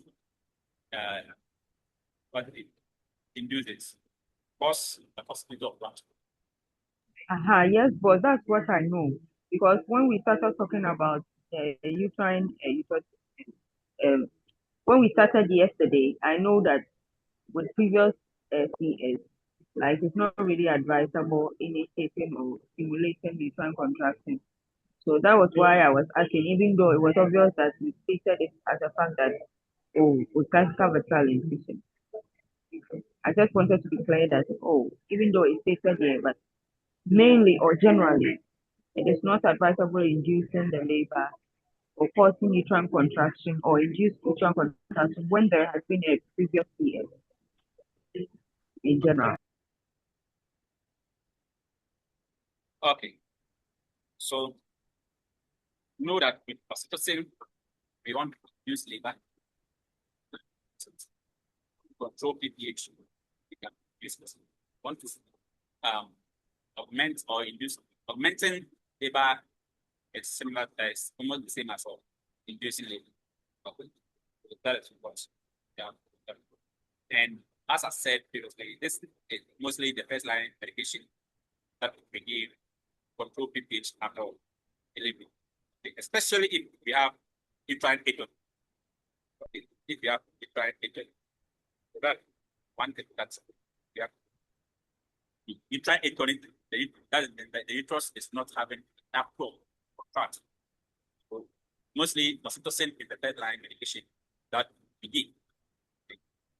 So if you give this medication and then it's not working, then obviously you go in for metal egonova. Provided the patient has no what? The patient is not having what? Hypertension. Hypertension Hypertension. or carboprost if not having acid. Okay. Or sometimes we add tranexamic acid to these medications just to prevent leakage. Tranexamic acid. Or if bleeding is, especially if we have bleeding from the uterus, we can also do uterine tampon. Okay, uterine tampon. Can do that. All right. So that's what we can do just bleeding. Okay. But with oxytocin, if vaginal delivery is not feasible or contraindicated, we don't go in there. For example, when we have placenta previa, okay, we know that with placenta previa, especially if you have complete ones, we can do vaginal delivery. And if you're having oxytocin, we can't give. So always I tell you to read your question. If there's contraindication of inducing labor, don't go in for these hypertonics. Okay. Okay. Or patient is having umbilical cord collapse.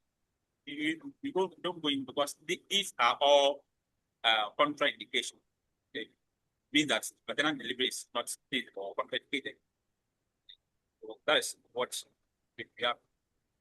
And this medication, I'm telling you that we give it via what? Infusion pump. No. Are you okay, please?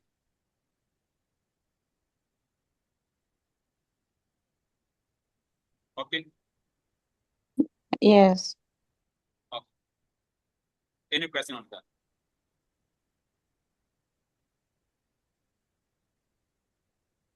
Any question? Okay. I have a question for you. We are saying that this medication, we give it via what? Secondary what? IV. What is it? When you say secondary IV infusion, what is it?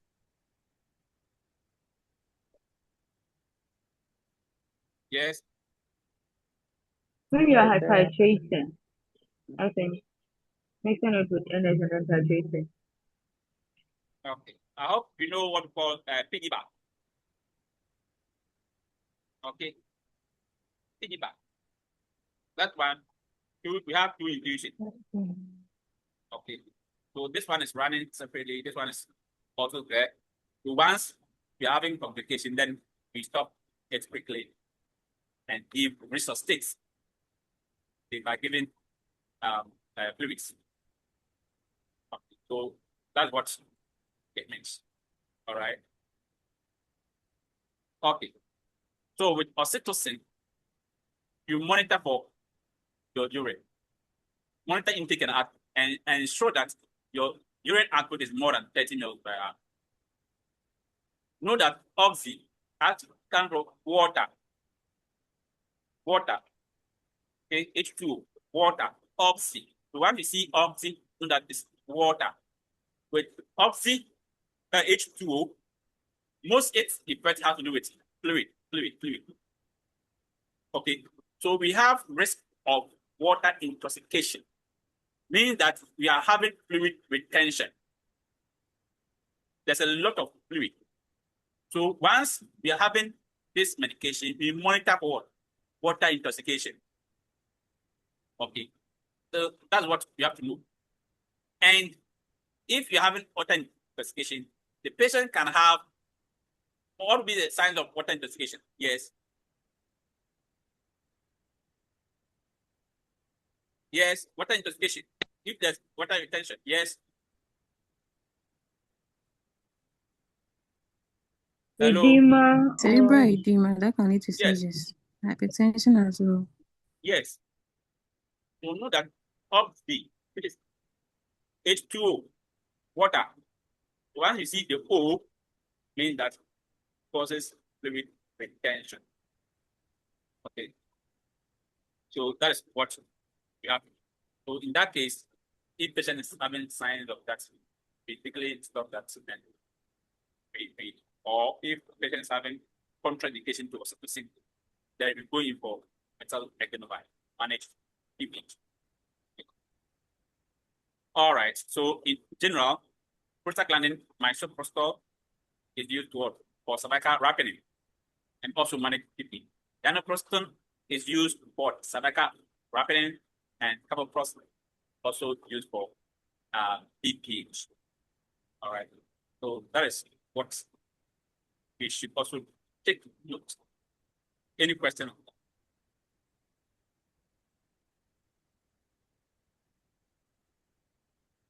No question, right? No. So let me ask you, when you are giving oxytocin, is it important to monitor for to know the fetal heart rate? Yes, please. Yes. Okay. Because I told you that with this, you have to monitor for fetal distress, water intoxication, fetal distress, and because of compression can just cause system. All right. So once you are given this, and mind you, if you are inducing labor, know that we cannot induce labor if the baby is coming with mild presentation. Okay. If the baby is coming with a buttocks or coming with the legs or any other, can you induce labor? No. So it means that before you induce labor, know the presentation. Monitor your contraction pattern because that's why we are giving. We want to cause contraction. So just know the contraction pattern. How is the contraction? Okay. How is the cervical dilation? Okay. What is the fetal presentation or the membrane status? Has it ruptured or not? Okay. So that is what we have to do. Is there any contraindication to vaginal birth? Because if there's contraindication to vaginal birth, can use oxytocin, can't induce labor. Okay. So that is what we have to do. Very, very important. So fetal heart rate, knowing the contraction pattern and the blood pressure as well. Yeah, we have to monitor for this. The call of the mother tell you that increasing water intoxication. So that is what we have to do. Is there any uterine rupture? I hope we know what is uterine rupture. So, all right. So that's, and if there's water intoxication, what will happen to the sodium level? It will be low. Low. Yes, low. Okay. Just all these things.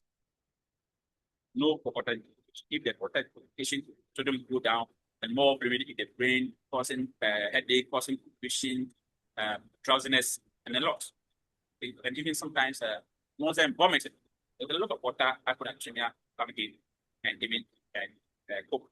Once you see signs of water intoxication, quickly stop the oxytocin. Okay, and you have to restrict fluid intake because if you take more fluid, you are going to what? Cause a lot of decrease in what? In the sodium. Okay, so once there's water intoxication, you restrict what? Fluid oral, especially with oral fluid intake. Okay, restrict. Monitor your, and once there's hyponatremia or even hypernatremia, please focus on neurological status. Natremia, sodium, we focus on the neurological status of the patient. And if you are given this, there's more than 5 contractions within 10 minutes. Okay, that's uterine technicity. All right, so that's what we have to know. We need the maternal uterus to rest slow, or you are seeing late decel, you are seeing fetal bradycardia, okay, just stop oxytocin infusion immediately. And once you stop, if there's a late decel and do stuff, what do you do next? Reposition. Okay, reposition. Do what? Left lateral. Okay. So if there's late decel, then you increase your fluid. Okay. You have to continue monitor your fetal heart rate and give oxygen as well. Okay. But with different tachycystole, what medication are you also thinking of giving? Tocolytic. Isn't it? Tocolytic. So we are going to give tocolytics as well.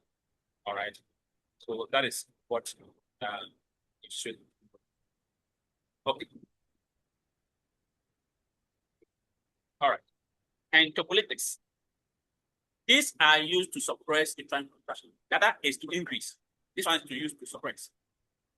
And with this one, we want to delay preterm labor.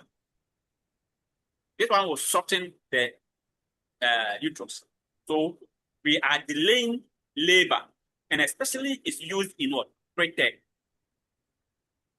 Okay, especially used in preterm.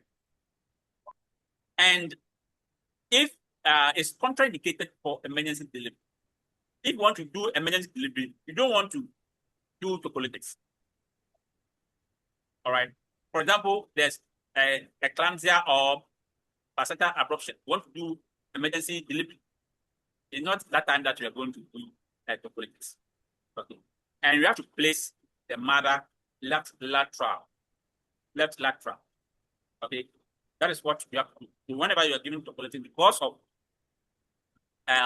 decreased contraction rate, okay, you need a placental perfusion to place the mother in the left lateral to promote fetal perfusion. All right. And you initiate fetal monitoring as well. Because we are reducing contraction rate, monitor the maternal vital signs. So MAXSOL, that's the number one thing that comes on the NCLEX.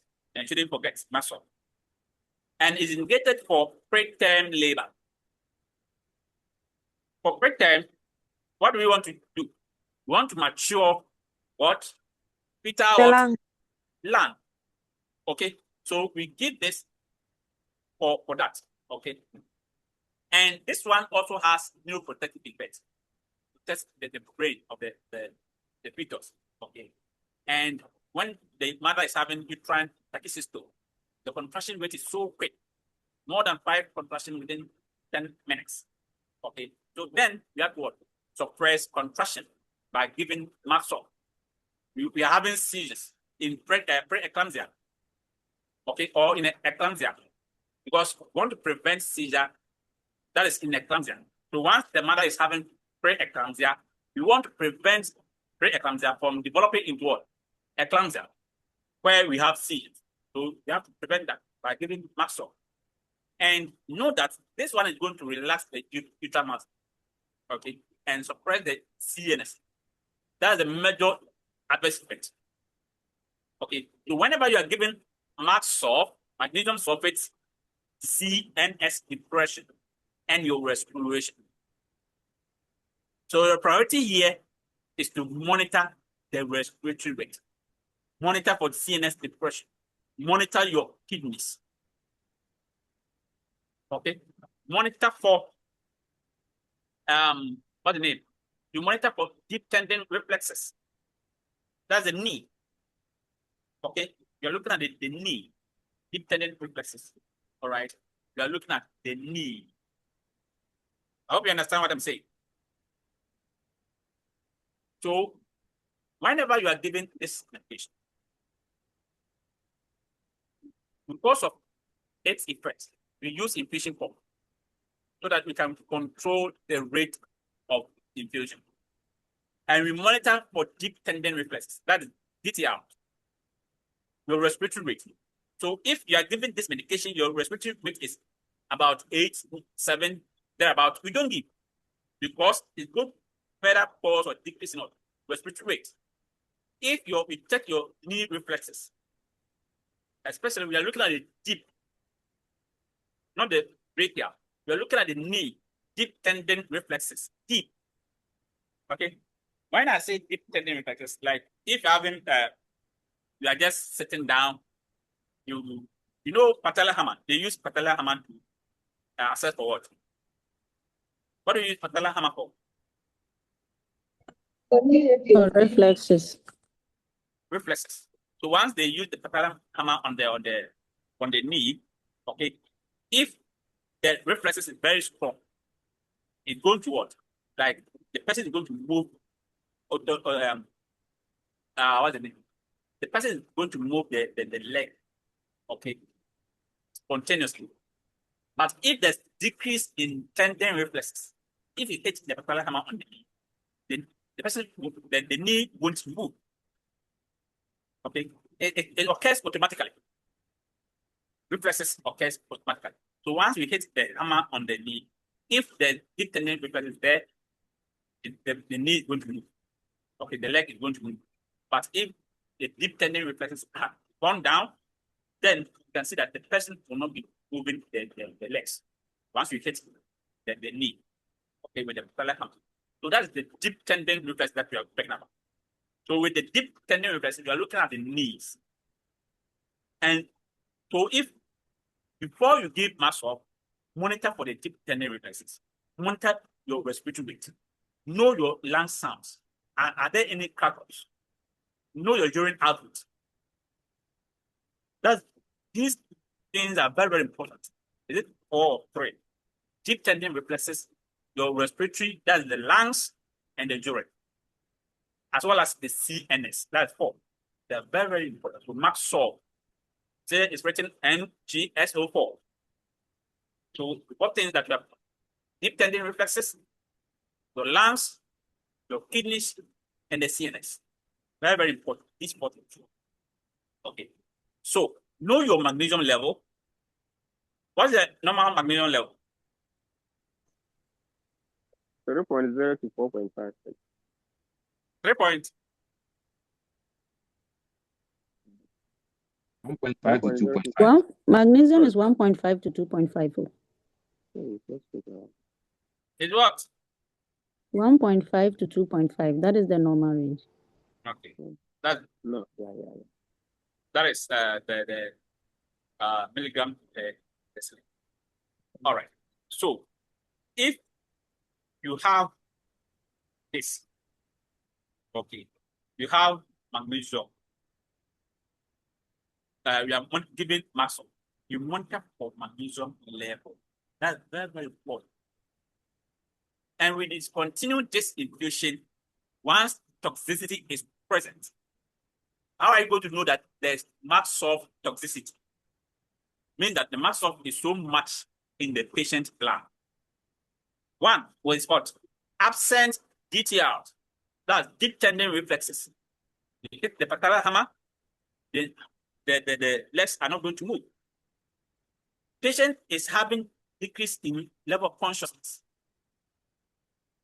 Okay. Your respiratory rate is going down. Okay. So we have to discontinue if the respiratory rate is less than 12. Because from 12 to 20 is the normal level. And especially if you have AIDS going, we don't want to give even start at all. And once you monitor your kidneys and you have a decrease of decreased urine output of less than 30, please, you don't give. So these things, these 4, okay, deep tendon reflexes, your CNS, your kidneys, and your lungs. Okay, you have to be very careful with it. Okay, please, someone's mic is on. Okay, and the antidote is what? Calcium gluconate. For Maxor, when we're having toxicity. So let me ask you, if you are giving Maxor, now one thing is that your priority is to make sure the patient is having calcium gluconate at the bedside. Okay. Whenever patient is having calcium max salt, and once you know that the calcium, the magnesium level is above 2.5, you're having 3, you're having 4, please, your priority is to remove the toxicity by giving what? Calcium gluconate. So max salt, you give calcium gluconate as an antidote. All right. So that's what we should do. So that's number one thing that we're going to be about the political status of the program. So that is that. Any question? Our time is up. Any question on Maxwell? So what are the signs of toxicity?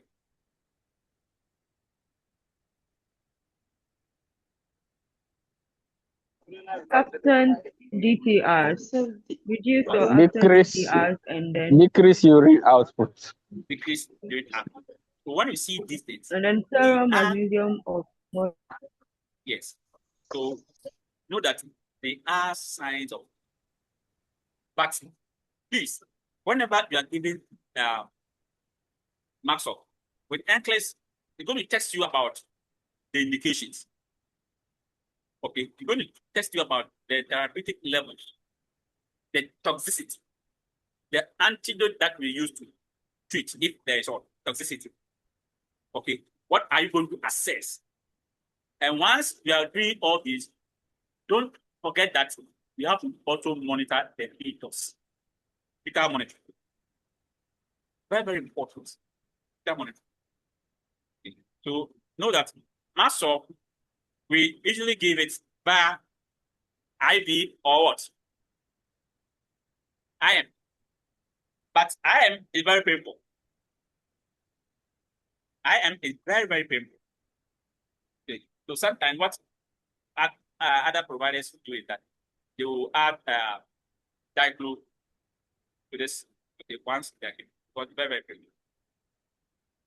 Okay. That is what. Please, what is the therapeutic level? I think someone mentioned. Oh, I don't hear. You didn't hear. 1.5 to 2.5 for magnesium. Okay. I've heard this one. I know this is a normal one. I think someone was also speaking about 8 therapeutic level. So I was thinking maybe That is it. That is the same thing. Okay, thank you. Once you are given, we want to have that. So, someone is typing 4 to 7 years, making 4 to 7 in the chat box. It depends. Yes, that's what I also know. At least maximum should be 7.4. 7.4. Are you talking about the milligram or milli equivalent or millimole? Which one are you talking about? I've forgotten the unit though. Yes. So when we are looking at what's the name? Let's say milli equivalent per liter. Okay. We are having milli equivalent per liter. And because this one, if you want to use the milli equivalent per liter, most of the times we just want to prevent seizure. Okay, because the number one thing that we use magnesium sulfate for is to prevent seizure. When the patient is having preeclampsia. Okay, what prevents seizure? And we have to focus on having 4 to 7. That's really equivalent. Okay, per liter. You understand? Are you okay, please? Yes, please. Okay. So that's what. All right. So with Maxwell, please know the toxicity. Once your cholesterol is level, once your deep tendon reflex is diminished or absent, okay, once you're having hypotension, this one will decrease your BP. But mind you, it's not an antihypertensive medication. That's not what we are using it for. We are using it to prevent preeclampsia or to delay But know that we are going to have hypertension or bradycardia. So that's what we are going to have low urine output. So that's another thing that's well. But calcium gluconate is your antidote when you are giving this medication. Okay. Boss friend, Yes. does this have a similar, I don't know how to put it. Similar, like we can use it like chocolate stick, right? Yes. Okay. That's something. So at the same time, when you're having mast sore, like the serum level is so low, having less than 1 point, maybe 7 about, you can use it. Okay. But know that if you're having, let's say, hypomagnesemia, number one cause is alcohol. Okay, alcohol. So patient who has someone who is a chronic alcoholic, a chronic alcoholic, then those people they have low magnesium. Okay, and whenever you are using proton pump inhibitors, I hope you know proton pump inhibitors. Example is what? Omeprazole. Yes, omeprazole to cause decrease magnesium level. So that is what will happen. So once we are having magnesium level to be high, what will happen to the deep tendon reflexes? It will go down. We go down. No, it should be. Wait. Or high. Wouldn't it rather be higher? It will be higher if it's Hyperreflexia. Absent or decreased deep tendon reflex is a sign of what? Toxicity. Toxicity. Okay. So it means that magnesium level is so much. So when magnesium level is so much, you're going to have what? Absent or decreased level. But when Yes. magnesium level is so low, you're going to have the opposite. Yes, it will be high. Do you understand, please? So with hypomagnesemia, we are going to have what? Hyperactive deep tendon reflexes. That's It's where just we have the muscle cramping, those stuff. So once you're having tremors, everything is shaking. So with hypo, everything shakes. So hyperactive reflexes. Patient is having tremors. Patient is having muscle cramps. Okay, where we have tetany and those stuff. That is the hypo. But with the hyper, it goes down. Do you understand, please? yes. So, boss, I think generally, when we can get a clue and then decide in our mind that when you are seeing magnesium, you should know that it relaxes the muscles, smooth muscles. So it means that it's going to relax every other muscle and then reduce contraction as well. So that is just an additional thing. So that will lead us into answering every other question. That is, so far as if it's low, it means that there will be muscle cramping, there will be. And number one thing that we all know of is that with marks of toxicity, we have decreased tendon reflexes. So, and we know that toxicity means that there's too much. So when we have high K, the muscle response goes down. So that is one thing that we have. So we are having maybe weakness, the muscles. The muscles very weak. That means, are you having hypo or hyper? Muscle weakness. Are you having hypo or hyper? Hyper. Hyper. Muscle weakness. Hypo. Okay. You're having hyper. With hyper, everything weakens, everything goes down. Hello? When you have hypotension, means that you are having hyper. we have drowsiness, we're having headache. But when we have tremors, muscle cramping, okay, we have what's the name? Hyperactive deep tendon reflexes. That's when we have the hypo, the stability. Yeah, So, but so there is something else I wanted to add. So I think we should assume, let's take it that we are given, the body already has magnesium. We are given another one, Maxolf. So it's going to kind of increase the magnesium. I mean, it's not always the case, but it's going to kind of increase the levels in the blood. And when that happens, it will cause everything to go down. So let's have it in mind that Maxolf decreases everything or slows down everything. So which includes the heart rate, the BP, the reflexes, and then the respiration. Yes. So that's how I understand it. thank you. Oh, but Frank, Mark salt relaxes. Mark salt relaxes. So everything relaxes. Oh, Yes, yes. So Maxwell, that when you're having more of it, was everything now.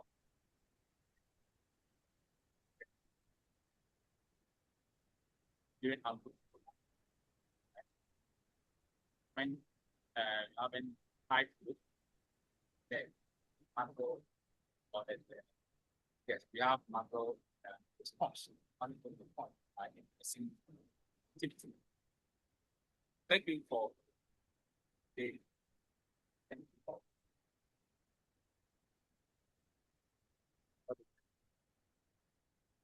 we are going to